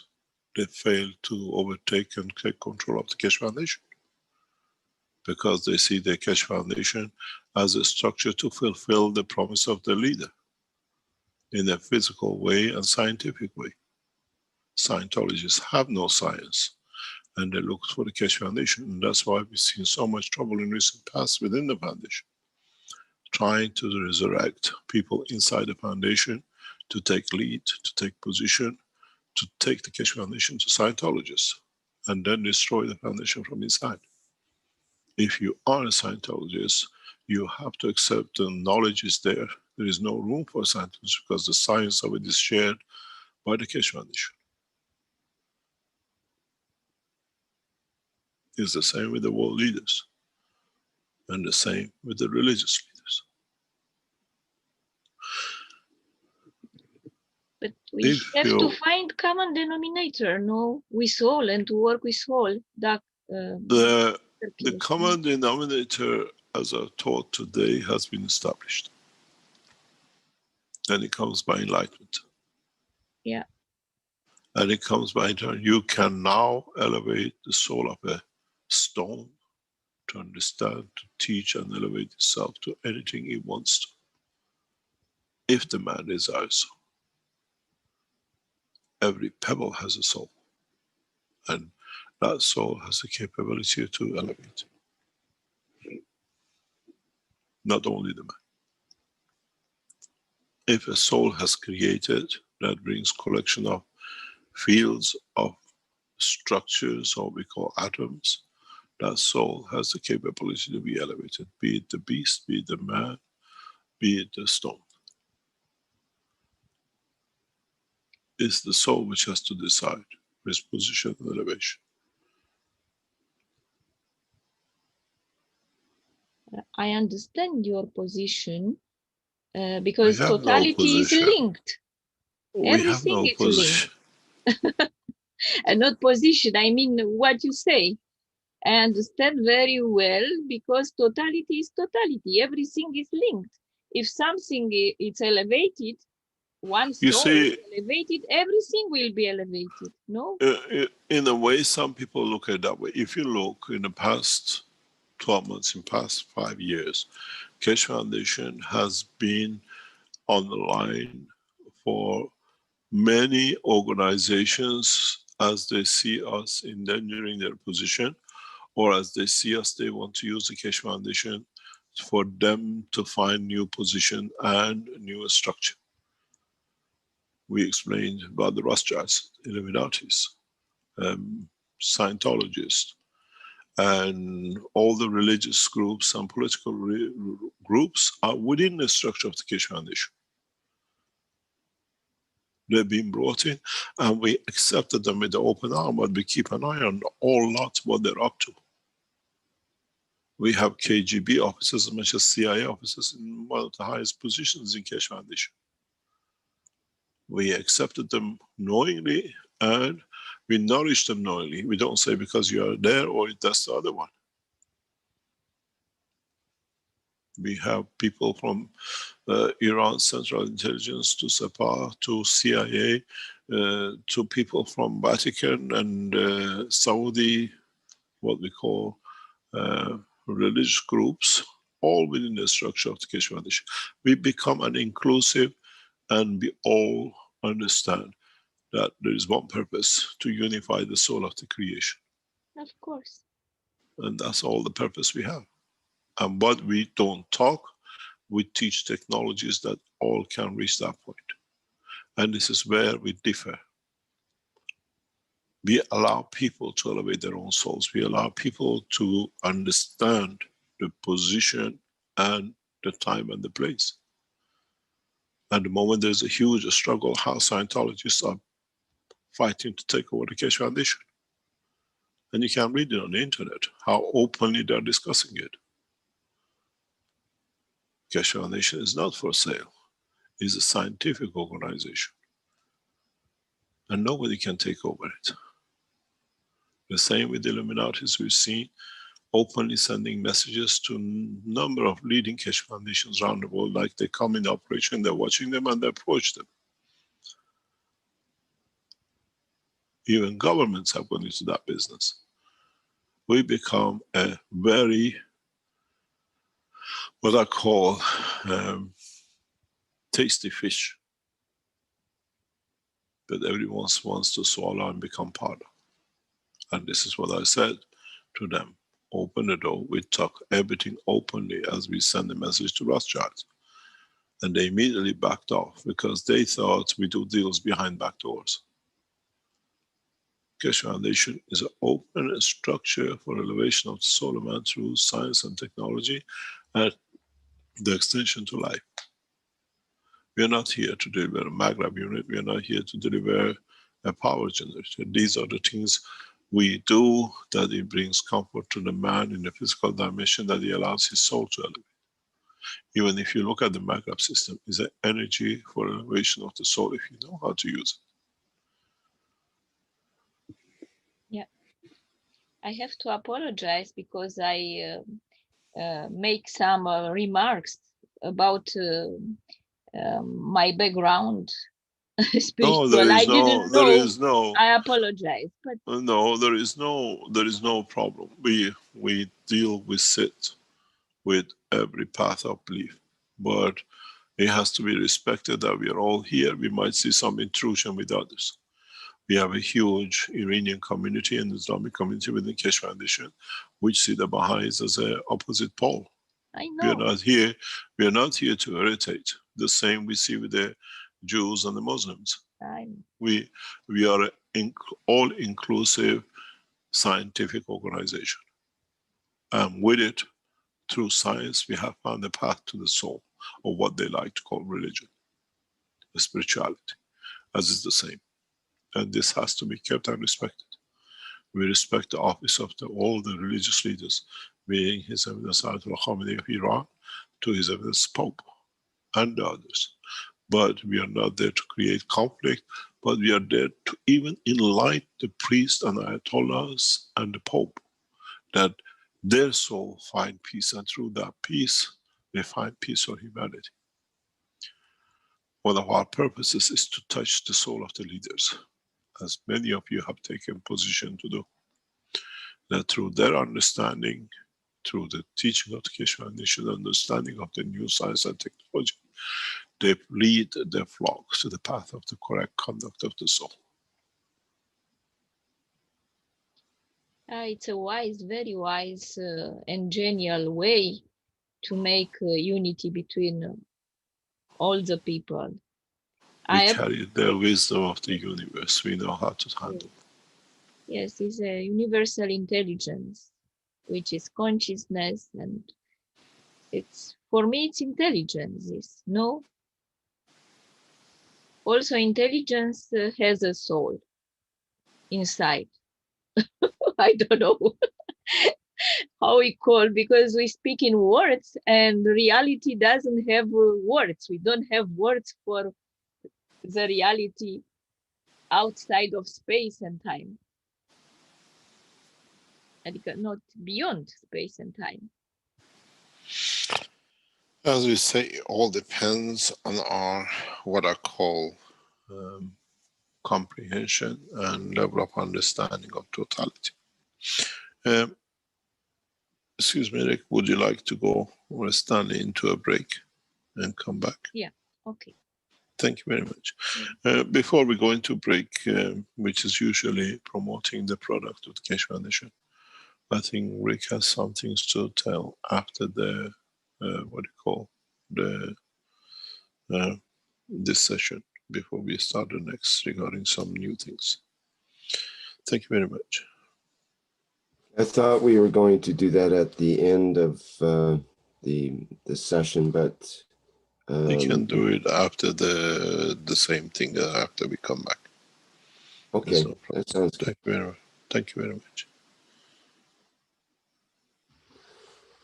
Okay, thanks everyone. We'll have a short break here during the 363rd Knowledge Seekers Workshop, and we'll be back in a few minutes.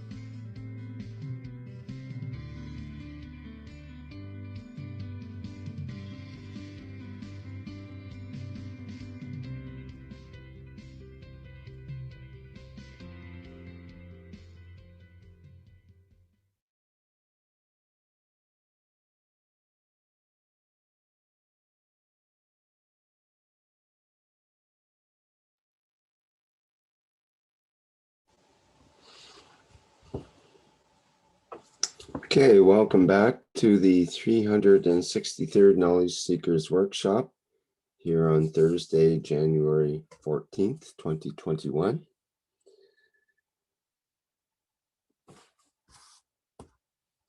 Now, I understand that we have some new products that will be showing in the Keshe Foundation store, and we're having a look at that now.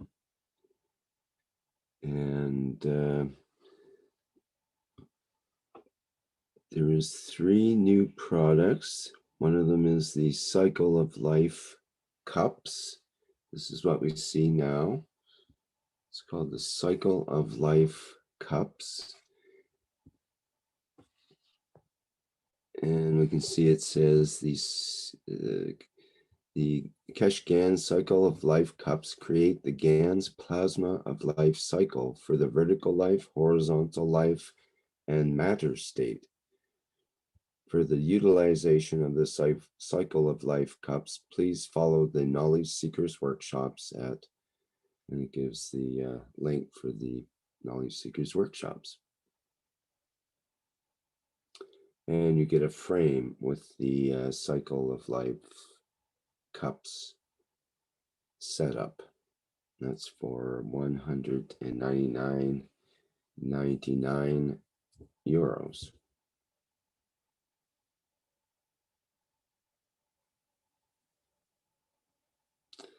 Okay, next product we have, new product in the Keshe Foundation store is the Keshe Gans 1 Cup 1 Life home system.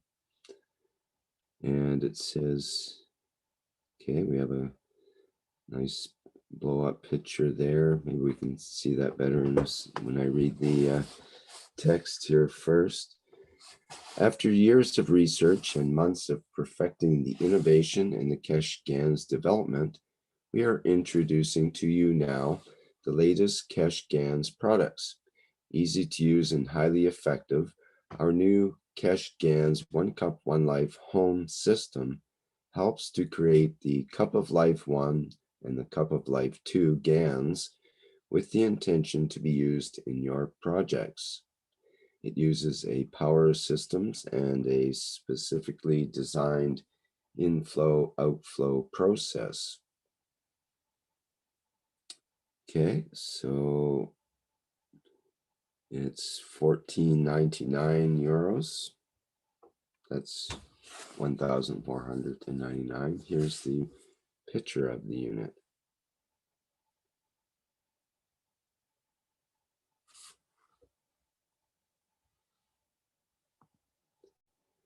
Okay, one other new product, the Natural Gans Drying System and Plasma Water Extractor. Gentle GANs drying through water steam extraction at low temperature with no release of moisture into the room. Closed drying circuit, therefore no influence through the area around. Everything is preserved, not only the GANs in dry form, but also the GANs plasma water can be collected and used for future projects. With drying times between 6 and 48 hours and a power consumption of 400 watts per hour of only approximately €2 per day. It is one of the most economical systems on the market. It is equipped with air particle filtration and a 10-liter water collecting tank. The viewing window allows you to check the status of the drying process. This is for €4,499. Here's a view of it and a couple of other pictures. There's some dried GANs.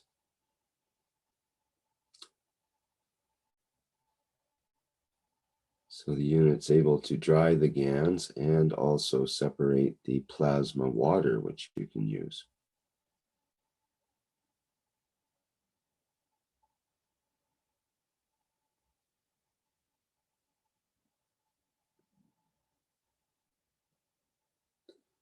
Okay, very nice.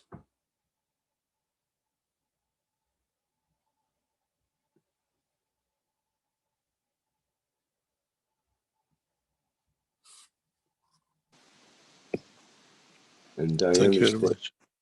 Sorry. understand there'll be more information on this in the next week or so, and some just better descriptions and some pictures, or perhaps a video, I think, is in the works as well. Yes, there'll be a new setup with it.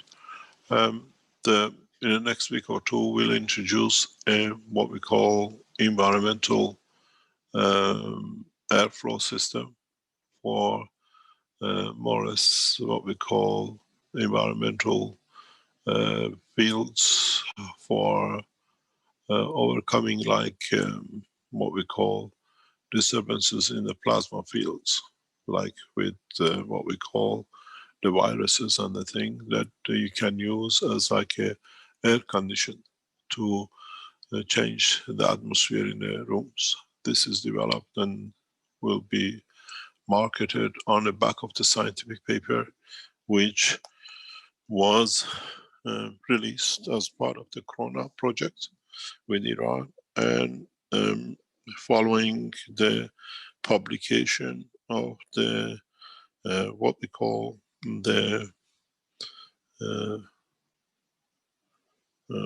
Iran Corona report, as has received official scientific publication by the what we call the Iranian officials, and now is officially scientific paper allowed to be published, is in a full capacity by the Iranian officials and authorized in Iran.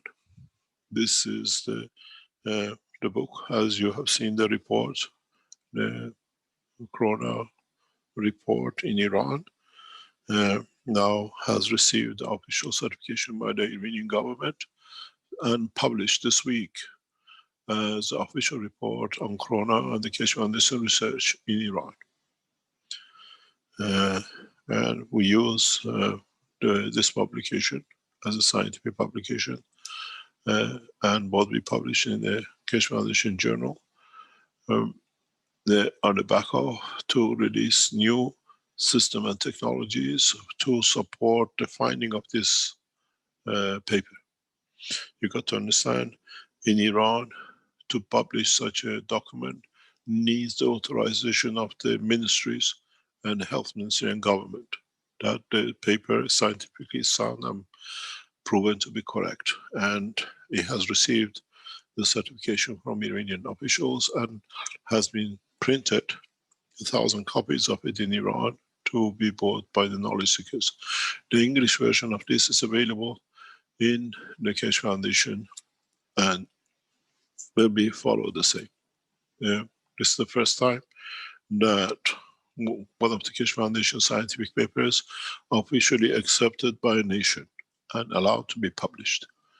It's not like in Europe that you can publish anything. Like any publication like this has to receive the approval of the ministries and the government to be certified to be correct research and a valid scientific paper.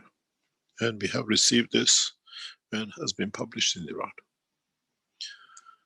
And on the back of this scientific paper, Keshe Foundation will release new technologies to use the findings in this paper for interaction of the viruses in the space, developing new technologies and systems that in our work with the space technology, we can overcome viruses in the space without need to return back to Earth.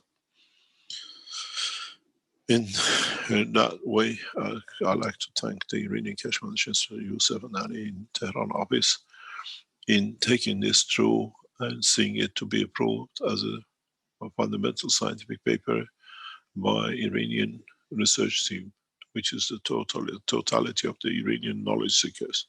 Is a collective paper, scientific paper, and is more or less done by the backing and the collection of the knowledge by some more than a couple of dozen scientists and volunteers and universities and different research institutes in Iran and outside.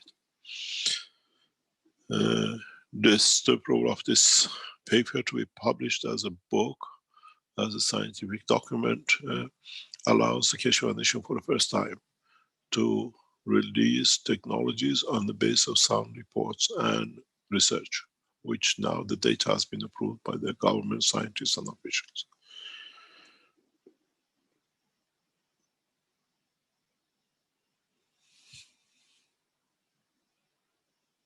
Any other question?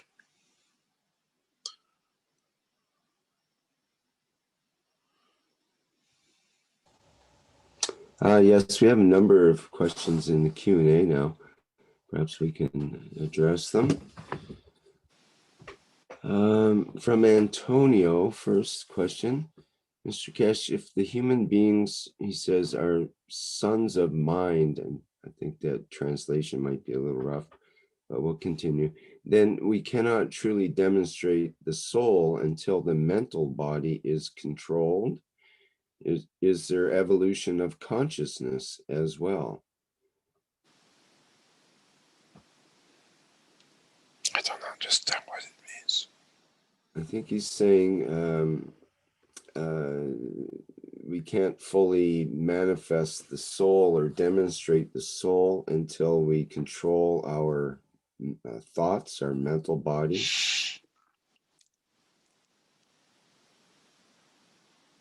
We need an evolution of our mind in order to manifest fully the soul. I think that's what he's saying. That's my interpretation, so I'm not clear on that. I don't know how to interpret it to answer it. Yeah, and I'm getting myself in more trouble by trying to interpret it. Perhaps we could, what about the idea, is there an evolution of consciousness? Does consciousness evolve? You see, it depends, as we just were discussing before, what we call consciousness. Mm-hmm. Yeah. And you mentioned how consciousness can change and it warps and twists according to the others around it and so on. Yeah, we become conscious of things according to how we see the work of the universe, and how we would like to judge it to be to our benefit.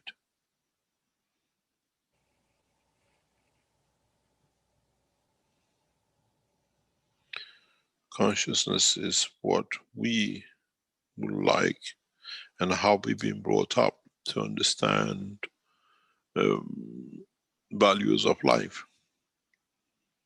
A thief has a consciousness that is mine, I can take what I like, and another man thinks stealing is not correct. Consciousness is very much environmental dependent.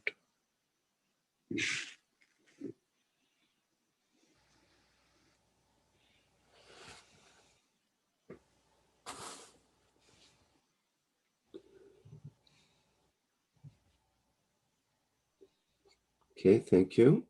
There's a question from Manez in the next question here in the Q&A.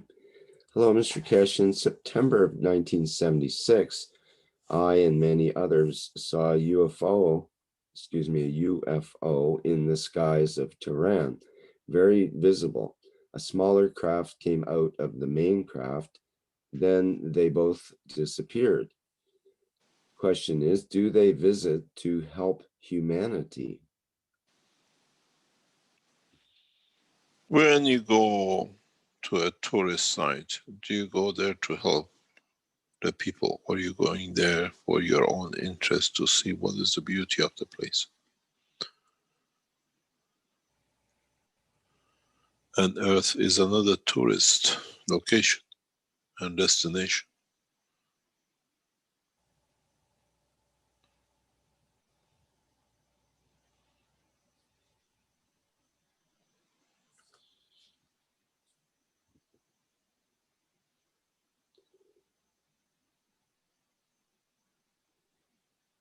I'm reminded that when humans were out discovering the planet in their ships and so on, they would find tribes and then try to help them in their own way, but sometimes their help was not didn't work the way they thought it would, or perhaps they deliberately infected other, native peoples and that kind of thing. But I think Yeah, but look at it. But let me come into you as you're speaking, Rick. Now we go to the moon. And moon has citizens, let's say. Do we intrude in their lives and teach them what we know on Earth? Or we become observer as we don't understand the language and we see them as maybe inferior or maybe superior to our knowledge. We are not in that one day we go to space. Now we are in the space. We can go to moon, we are going to Mars. And with the new technology, go to other planets. What is the decision of mankind? Decision made by those who lead these kind of excursions with the backing of the human race. What is our policy? Are we going to intrude? Or are we going to be observers, as it's not our job to intrude? We are in that position now.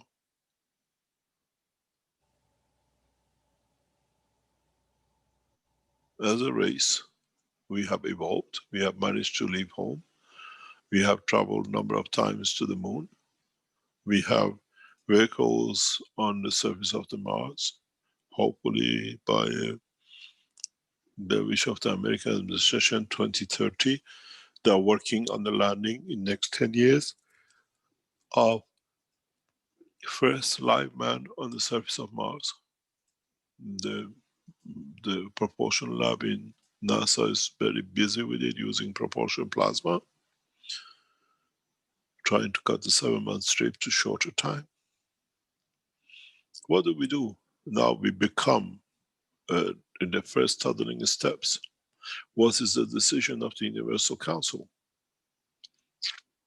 As they're the ones who we follow and we obey. Are we allowed to intrude, or do we become tourists? We observe, we don't interfere, and we go.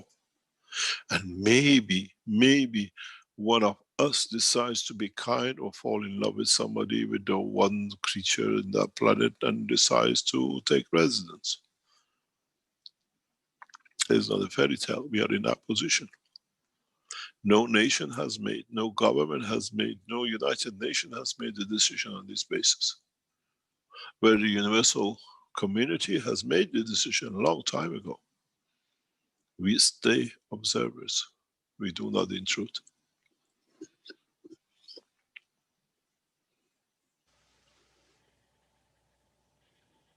These are the responsibilities which fall on the shoulder of the Universal Council. What is the decision for the human race? How do we take it? And now with the new knowledge that we all know the same, in essence, what is our position? Cannot come by United Nations, because there is no nation to be united. They have divided and they've done more than before. But as a Universal Council, what is the decision? These are the things which will come forth very rapidly for all of us. And it's a decision of the Universal Council, how humanity will interact in these things. We heard a lot about Americans doing this and what's going to happen, but it's all hullabaloo. Because universal community will not deal with one nation. They interacted with one line, and it has brought the biggest misery to the human race.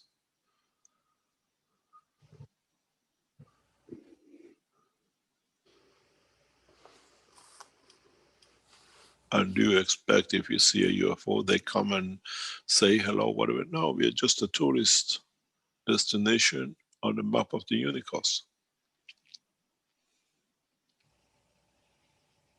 And we have seen reduction in the time of war than in time of peace, because they don't want their citizens to see such atrocities. We know when you have a war in the country, the government issues a red light, nobody, no tourists to go into this area. It's done the same with the passengers of the universe. Earth is a red big circle around it because they kill each other. And we don't want to bring that into the universal community for people to see.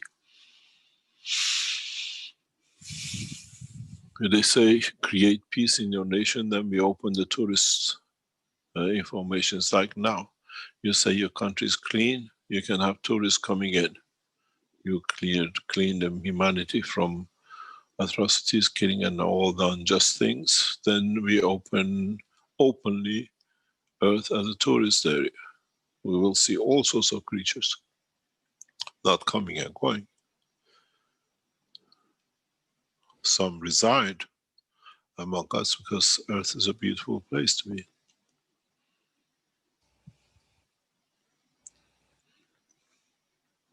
We are citizens of one unicos, not anymore citizens of one nation or one planet. And we have to get used to this. We see tourists as they come, the Chinese, the Japanese, the Arabs, and the rest we've seen since 1970s and 80s when tourism becomes so popular. And now once we open up the door of the tourism, we become peaceful nation. As one nation, we'll see tourists from all over the universe coming to see this beautiful planet. When you go and see the beauty of Avatar in China, when you see the mountains and the waterfalls in Canadian border, and you see the beautiful jungles of Africa, this is not the exclusivity of the man. It's the beauty of the Creator and open to all his citizens.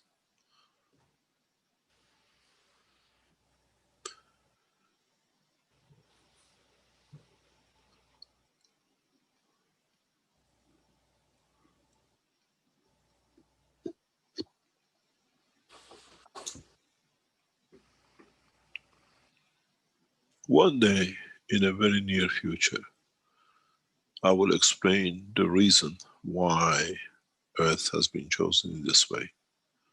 For many things. It's because of its beauty.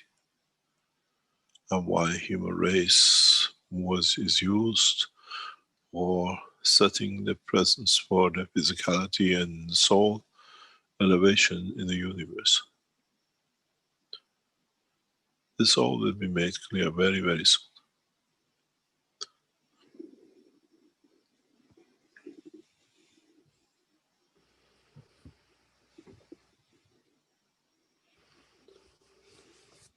Mr. Kesh, there's a man on Earth called Elon Musk, who happens to be now the richest man on the planet.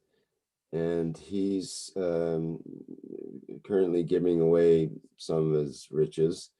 And he wants to split it into two different streams. One is projects to help humanity, and the other is for going to Mars, because that's always been his dream, is to retire on Mars. I'm wondering what advice you might give him, or what you could offer as some connection with the Kesh Foundation that he might take to heart. He almost already knows about the Kesh Foundation. And if there wasn't the pressure from Illuminatis and scientific organizations who want to keep the status quo, situation will be different. In a very recent conversation in the past few days, I've been enlightened how European Community Scientific Group has blocked the Kesh Foundation since 2009. And even legal steps have been taken to stop the growth of the technology, and there are documents for it. I was not surprised or shocked, but it was a confirmation. And the documents for it are promised to be made available to us. That the technology is so revolutionary that the man cannot understand. And the European scientific groups who are responsible for introduction of new technologies even start taking legal actions to stop the development of the Kesh technology in Europe. And what we saw in what we had is part of that process. Now we understand why that process was taken that way. The people who are member of this board have broken rank and start getting in touch with the Keshe Foundation to show now that they're amongst listeners in different channels. That now that they have seen how this technology is being taught, they made a decision in 2021 to open the books of how we've been blocked by scientific organizations as they see what they call the scientific knowledge challenge. And in so many ways, this will stop a lot of things which groups or influential groups that they were planning to do things has blocked their way. So people like you must use your money to support whatever you like, but at the end of it, they know this technology or technology which uses the process of usage of the fields of the universe is the ultimate goal of any science. We have shown a way to it, and they can do whatever they like. It's not philanthropists to becoming rich. Keshe Foundation and the knowledge seekers have been philanthropists by sharing knowledge freely from the beginning of the establishment of the Keshe Foundation. Usually people become philanthropists when they become rich, and then they try to give. We went the wrong way or the right way in a way to them. That we shared, we were philanthropists from the beginning, we shared that everybody gets the riches and the benefit from the day one of the establishment of the Keshe Foundation.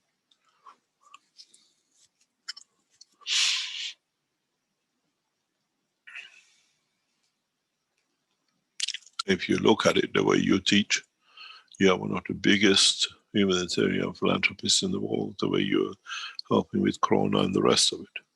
Which organization does this? Which knowledge seekers or any followers of any company or whatever does?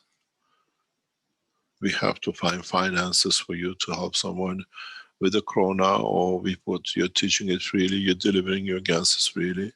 You're already knowledge philanthropists. What these people try to get with publicity. And the same way you teach the knowledge and share the wealth. The true wealth is with the knowledge seekers who share the knowledge. The true wealth doesn't come from philanthropists, from millions from the bank.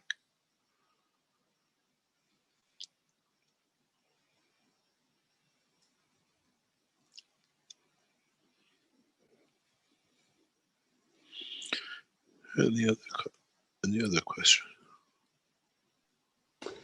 Thank you very much, Mr. Keshe. Good answer. Let me see if we have any hands up right now.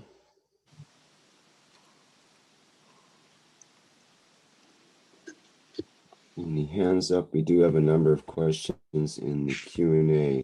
Let's have a look at those.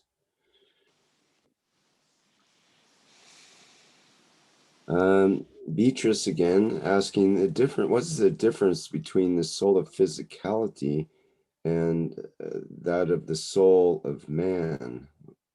What makes them different? Oh, it's in all the teachings. Go back to all the teachings. It's in there somewhere. Big difference. Yeah, I've explained that a few times, I think, for maybe just for people that aren't used to those teachings, I suppose, would need an explanation. And that could take some time. Quite a long time. Let's go on to Manez, who says, when the body dies of illness, what happens to the soul that has not come to the end of its duration of maturity? The body comes to the duration of maturity when the illness sets in. It's like an emergency path opens up. It's very simple. You'll see it. People become wise. People who are said they've got a month or years to live. They change their behavior. They change their lifestyle. They change a lot of things, or they become aggressive, whatever. That process, when it's given, the life cycle starts processing itself to be ready for that departure. It's not that it's going to be like a suicide. This is it, then it's going to kill. Even in the time of accident, when somebody dies, the process speeds up. In that process, that everything to be delivered to elevate the soul where it was supposed to be planned to be at a given position, even it could be by the plan of the souls, will gather together to be delivered to the soul to be, it's like, emergency pack. The soul takes what is embedded within the soul of every cell, for its final destination elevation has been already predetermined. It's like, I have to go, whatever is there, I have to pack.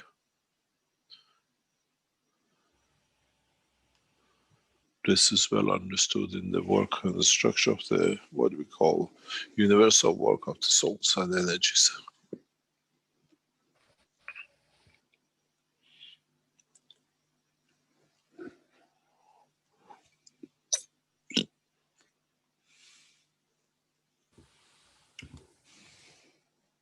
Okay, we've got a question from Akbar. Says, hello from Iran. How can we understand the strength of the different metals for creating new ganses and using them in the 5 cups? It's very easy. Understand how you made the gases.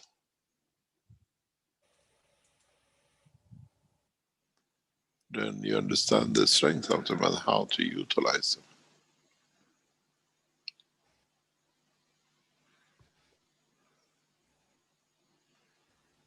It can't be as easy. It's one of the easiest things to do. Because, for example, if you make the gases and you have the gas of the element, and you can create the matter from it, then you have understood the strength of the soul and the plasma of that matter, or the material. This is how we run the enhancement units for creation of matter. We create the soul of the element. And that soul has certain field strength.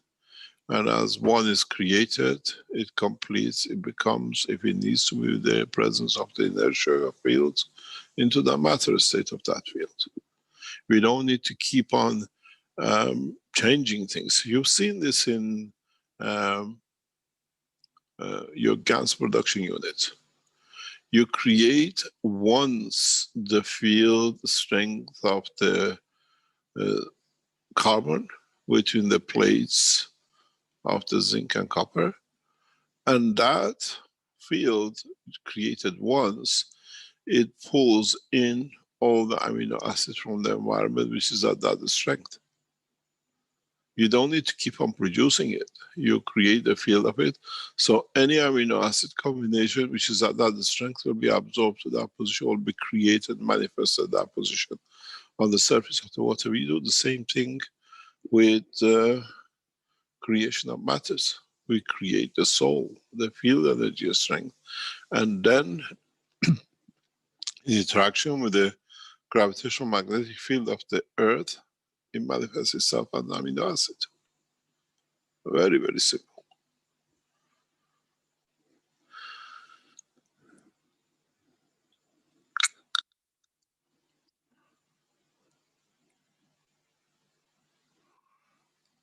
Any other question?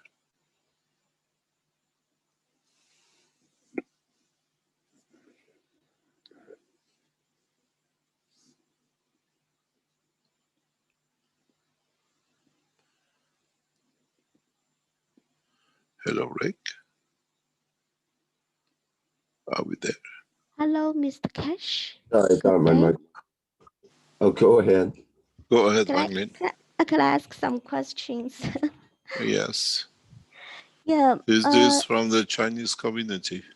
Actually, we had a discussion for the 5 cups and the soul cups for last week, and we have a lot of like question or discussion. So about what you mentioned, your soul must be modest, must be very low, so that you can receive the receive energy from your soul cup. And here we are a little bit confusing. We think our It's like very our easy to confuse Chinese, isn't it? yes, yes. When So it comes to these matters, because you believe in yin and yang, it's got to be in one or the other. yeah, but modest is an emotion or is a strength of the soul or a physical soul, It's a combination of the both. both. Yeah, it's very simple. You have and you give and you take what you need. This was originally discussed centuries ago in a different way by earth scientists, what we call where does the magnetic and gravitational field of the earth changes in the center of the earth. And till now that we explain it's the same field as it goes through. There is no change of south pole to north pole or gravity to magnetical. And the rate of the repulsion, or what we call magnetical, comes from what gravitational brings and collective fields within the structure of the earth can give to maintain its stability of all its souls of every cell on it. When we get the magnetic field from the North Pole at every second, every time released from more coming out of the North Pole, is collective fields of what is being received, what is needed by Earth, and what the rest have to give that it can confirm its existence. In a way, if you look at it, in a human body, in a certain strength, we eat from the bath. In the planetary system, we eat from both ends. And depending on the strength of which way the repulsion or attraction is stronger, it takes prominence in showing itself. And we eat from the South Pole of the higher, lower order strength.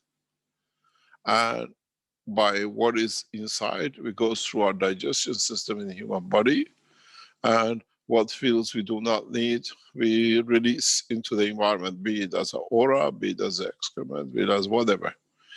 The solar, a planet uses the poles to reject what it doesn't need from what is digested, from the interaction of the fields which has arrived from the south, plus what is arrived from the north of the higher order gravitational fields, or lower order from the north's magnetical fields repulsion.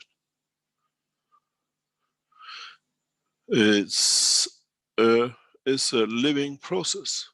And where does the consciousness or decision come into it? Is collectively what we do not need, we repel.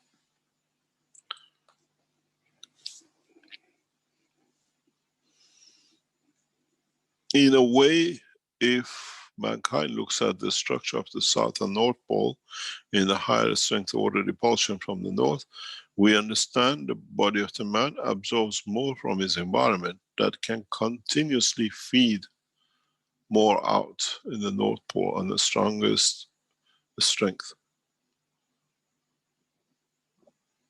It's not just a simple process. In so many ways, when we look at the structure, and then would it be evolution or would it be understanding, is that with the North Pole, we always say we receive. And we could never understand that the North Pole is X plus an extra strength.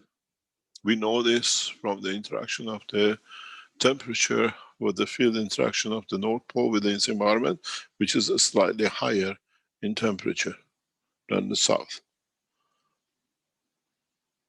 But where does this extra continuously come?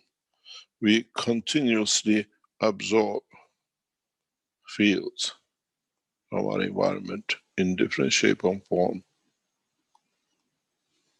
And what is needed to maintain the integrity of the planet is held, and the rest through the even recycling and residual fields added to be taken out. Our North Pole is the human body in reverse upside down, if you look at it that way. But as body of the man absorbs 80% of his energy from his environment, the earth is the same. It absorbs huge amount of energy from its environment in every direction, as much as it gives out. And how it gives out. The inclination on the angle of the earth creates we see the line of the deserts. If we didn't have this inclination, the line of desert should have been the totality of the planet in so many ways. Balanced fields. But now if you look and follow the line of the deserts, you see it has a very close alignment with the inclination of the poles. Because it's where the fields come in and they accumulate. We find a balanced conditions of fields which does not allow so much creation of vegetation. It's balanced in the vertical people.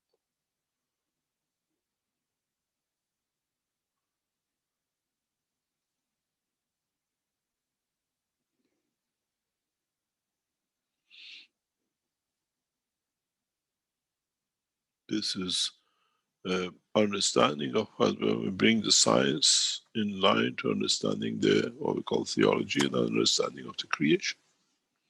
It's the same with our soul. It's the same with the soul of the Creator.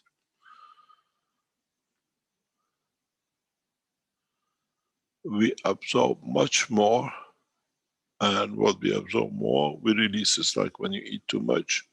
Planets cannot get fat. They get fat because they're absorbing more and more. They increase the layers on the surface. But on the other hand, the field energies has to be released for what is not converted from fields into matter on the surface of the planet. As the fields arrive, going through, if they are converted, they become different matters. And what is not converted, after change, will go through, added to what is coming from the south. And that's why what we call the North Pole or the rejection is more than what we take in. But that's in field strengths. It's what we call mutation of elements, mutation of energy fields. What mutation is in fields will happen into elements up to the surface and maybe within the layers of the earth layers, even within the magma, even within the central core. And what energies which does not fit the position and the strength of the field of the earth will move out through the flow fields of the magnetic field of the planet itself. As was discussed, I think even yesterday in the Farsi teaching, if some of you have really observed and you made the right ganses in a very right order and you close the cup and you marked your water level, you'll find out after a few weeks or months, your mind level increases and say, how come? Because the cup has created a field inside because of the magnetic field of the container, which is now inside the container, not the same as the earth. It's got gases in it. It pulls in, and because of the presence of water, it creates molecules of water, converts within it, and you see the rise in your level. Because now your cup has become a converter of energy to matter state in the liquid state.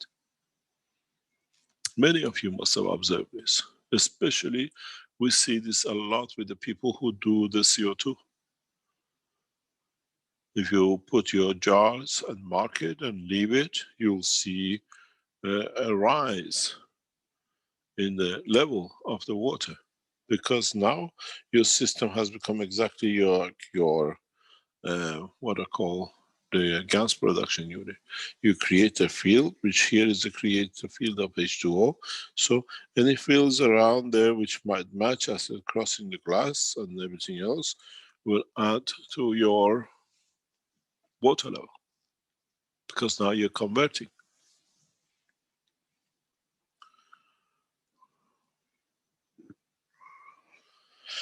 Yes, what's the other question?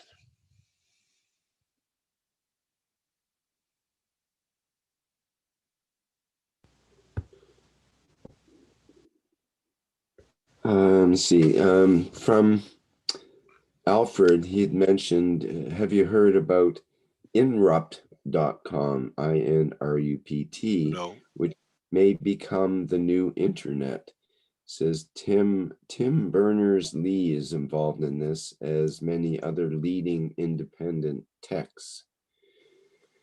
I do note that there's rumors that the internet could get shaky or have a reset of some sort.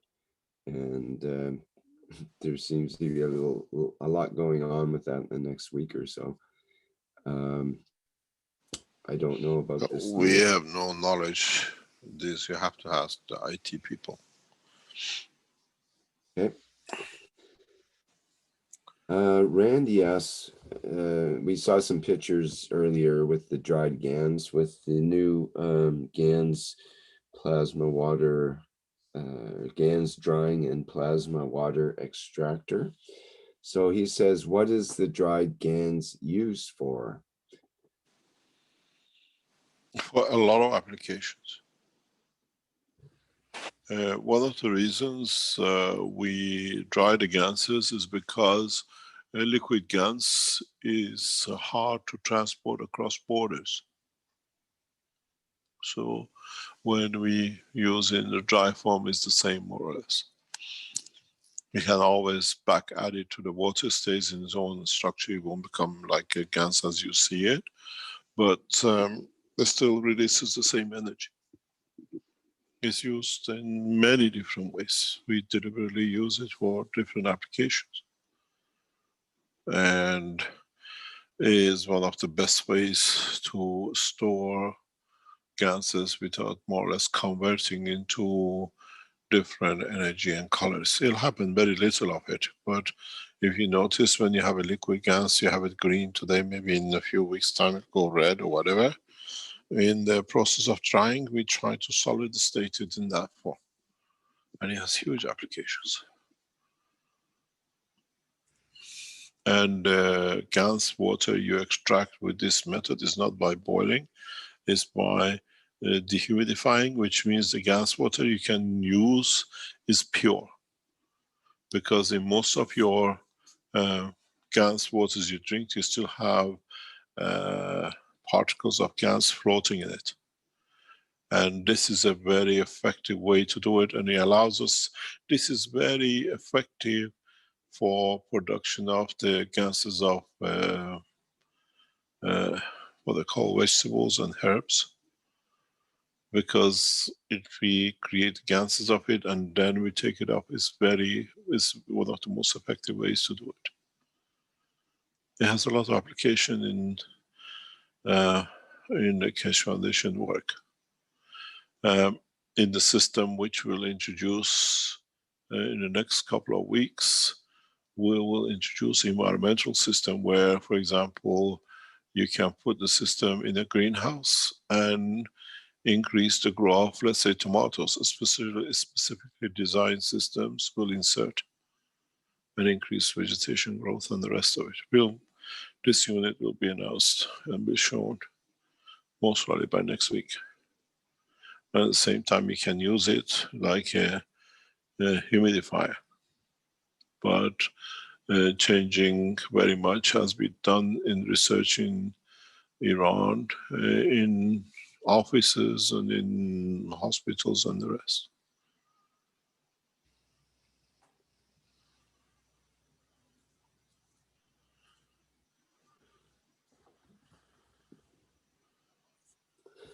Okay, we have a question from Raphael regarding some of your earlier work with reactors.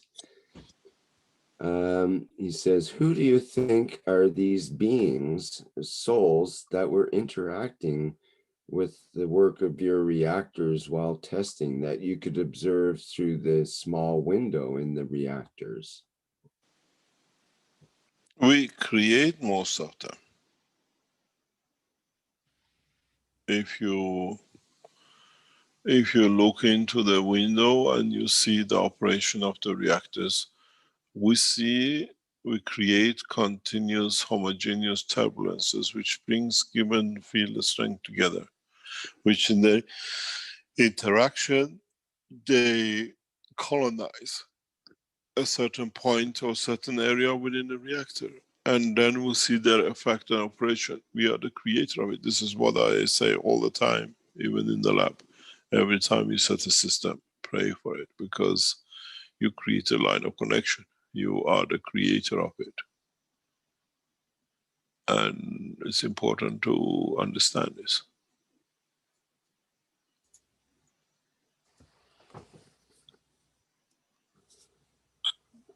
Turbulences was sort of a key word in there that was interesting. Yeah, because we create many micro, macro turbulences in respect to the dimension of the reactor. The uranium reactor has one of the best windows because I've seen a lot of things in it.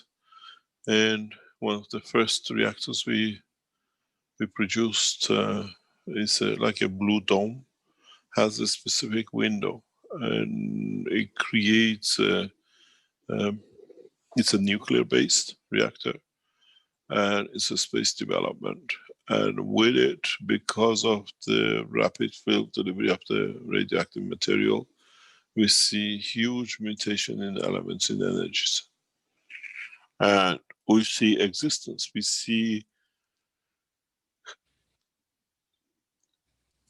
field balances.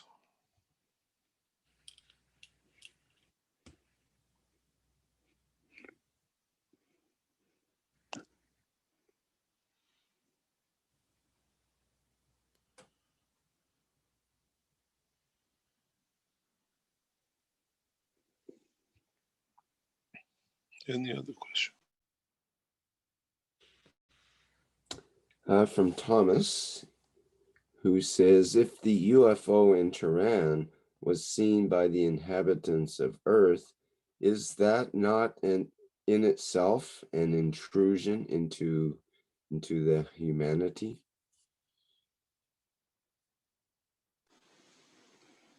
Not really. Travelers do not intrude.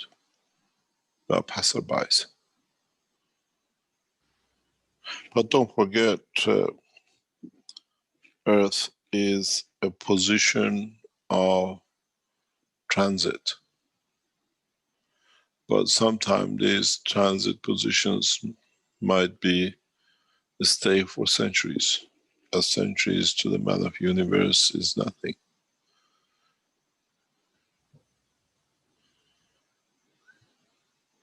If your 1 year on your planet is 1 million years of earthly years, so if you're here for 100 years, for 1,000 years, is nothing. Is the fraction of your lifetime in your place. And if in your place you live 100 years or 200 years, it's like 100 million years. And so it's a short-term visit or a stay. Mankind will come to understand this very, very quickly, very soon, now that we have opened this door and this window of knowledge.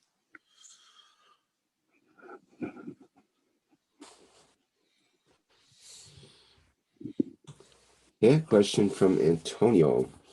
Mr. Kesh, is the nervous system the connecting link between the soul and our physicality? A physical connection, yes. But soul has a field dimension too.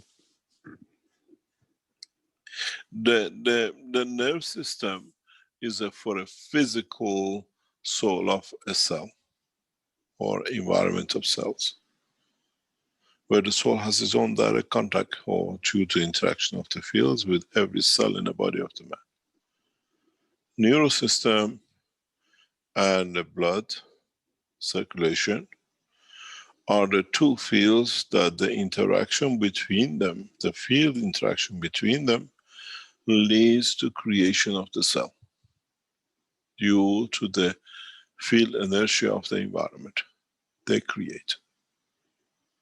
The way the fields of the sun interaction with the magnetic field of the earth create the matters around the earth. You need the earth and the sun fields to create it. So does the nerve and the blood system. And this is the most fundamental knowledge which the most of medicine have not understood, have failed to understand this, and this is the cornerstone of most of the problems in the science of medicine on this planet. Nerve system carries a certain strength field, and so does the blood. And the interaction of these two, if you look at the structure of the nerve system and blood circulation, you see a lot of similarities, where one comes from the brain and the other one comes from the heart, pumping area, the headquarters. And as we said in earlier teaching today, the heart and the soul interact. And this is why we have emotional illnesses so prevalent in the life of the man, because the emotional fields which come from the brain will interact with what comes from the physical, which is the blood, and they produce the cell within the body of the man. It's not just that you have a nerve system and blood system. If you can show the parallel system together, you understand how your bodies are created, how the cells in your body is created. The two run parallel with each other because their distance, their position, their interaction, and the field they carry within them, it dictates the cell which is created in that position and the cell. This is why if you go back to the original teaching, we said the body of the man, the blood of the body of the man is taxi-destinated cell system, which means a cell in the blood is responsible for a cell in the body of the man, or combination of the cells which carry the same strength for a given position and place. And the neural system just bring the fields which converts it from the fields through the lymph into the matter state. You need the two blood and the what we call neural system fields that in the interaction with the lymph converts into energy needed or the matter state which is needed in a given position. Lymph is the inertia field forces which carries the material for construction. And the field interaction between the blood and the nerve decides what is going to be constructed, because the shape of the nerve as a given position and the blood circulation dictates the fields needed to be created. This is one of the reasons you have the phantom pain when you lose your arm or leg or get amputation.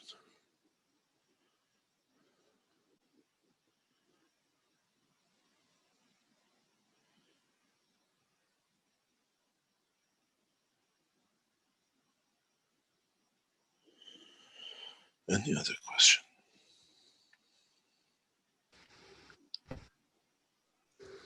Thank you, Mr. Kesh. Beatrice has another question. Why is hydrogen important to be more alkaline?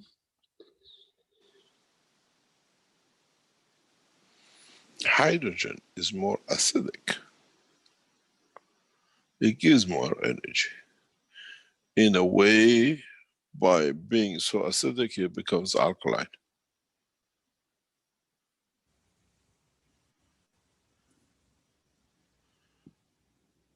Hydrogen is a source of energy in so many ways as is trying to absorb more fields to itself to become deuterium. It brings fields and energies to its area, which are not needed by it, but are essential to the other cycle of life in the environment.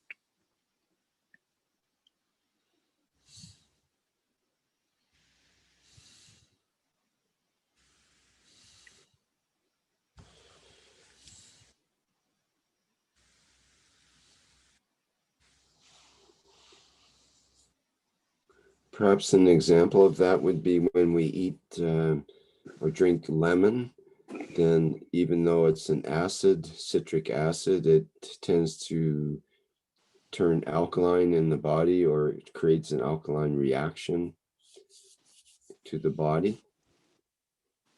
Depends how you want to describe it.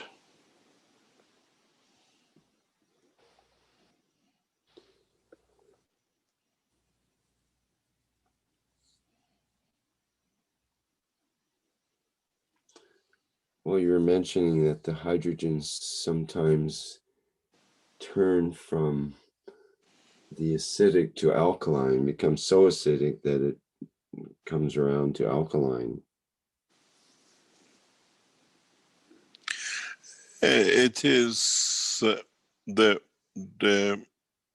increase in alkalineness. It brings the wedge to acidic, and extreme from acidic brings to alkaline. It just change of the field. Suddenly, instead of giving, it becomes absorber.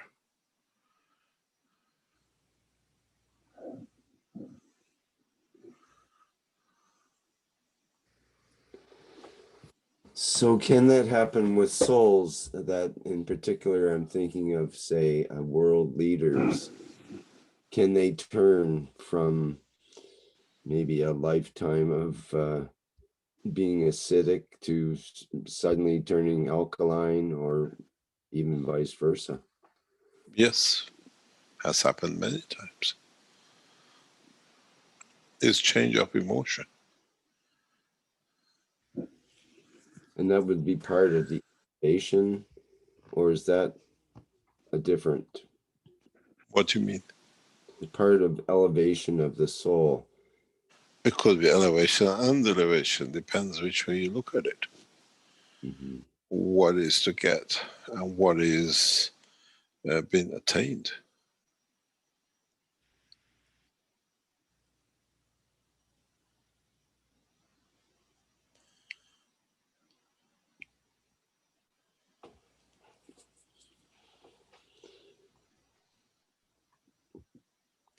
We have a comment from Shin that I probably should read here in the Q&A. It was regarding the word consciousness that came up before. He says, consciousness of the living man is the combination of emotion, intellect, and will. It is inspired by the fifth, the intuition. In the living man, it is created by interaction of the soul of man and the soul of physicality. So Mr. Kesh calls the seat of the consciousness the soul of totality. I'm not sure if you agree with all that, but that's... Not really, but that's his interpretation.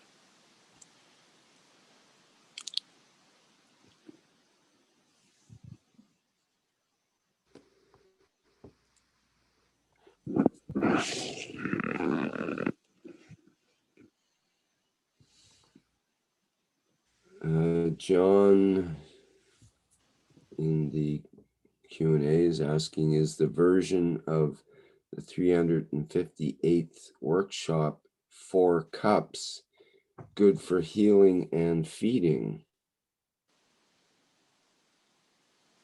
For what purpose?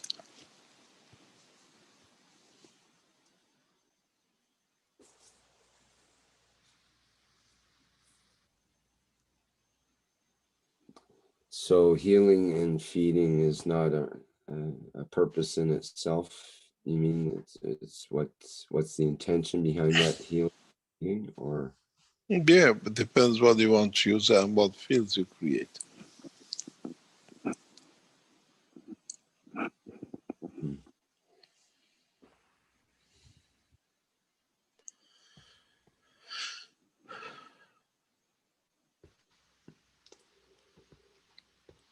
Well, I think you've actually completed the list amazingly, Mr. Kesh, on the Q&A here. And Very much. we actually don't have any hands up as well, which is Unusual. unusual and amazing. I think There's a we're couple of reaching a point. Pardon? Sorry, a couple of thank yous in the Q&A from Randy and Beatrice, so, and also Jefferson. We are reaching a point that a lot of knowledge seekers have stuck between the two, world of physicality and the soul, and the operation of it, and how they can see or confirm what they do. And this is where what I call thinking brings maturity. And sooner or later, knowledge seekers will start developing technologies which fits the teaching and start seeing it.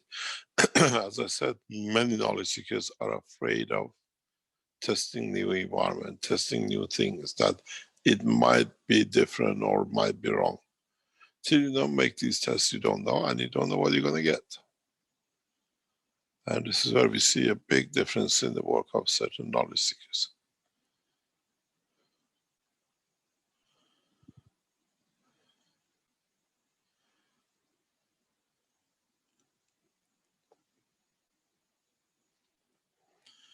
Anyway, we have to understand the teaching of today in a very deep way and gradually open up ourselves to be able to receive and elevate ourselves to the what I call ultimate goal of our soul. Thank you very much for today, and we'll see you next week, where is the last session of the 7 years of teaching by Keshe Foundation.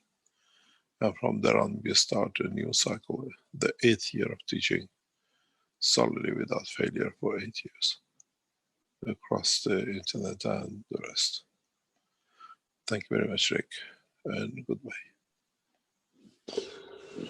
Okay, thank you, Mr. Kesh. Thank you very much. We also have, what do we have? The One Nation, One Planet, One Race for World Peace coming up on Tuesday at 4 p.m. Central European Time next week, and other workshops as they are announced.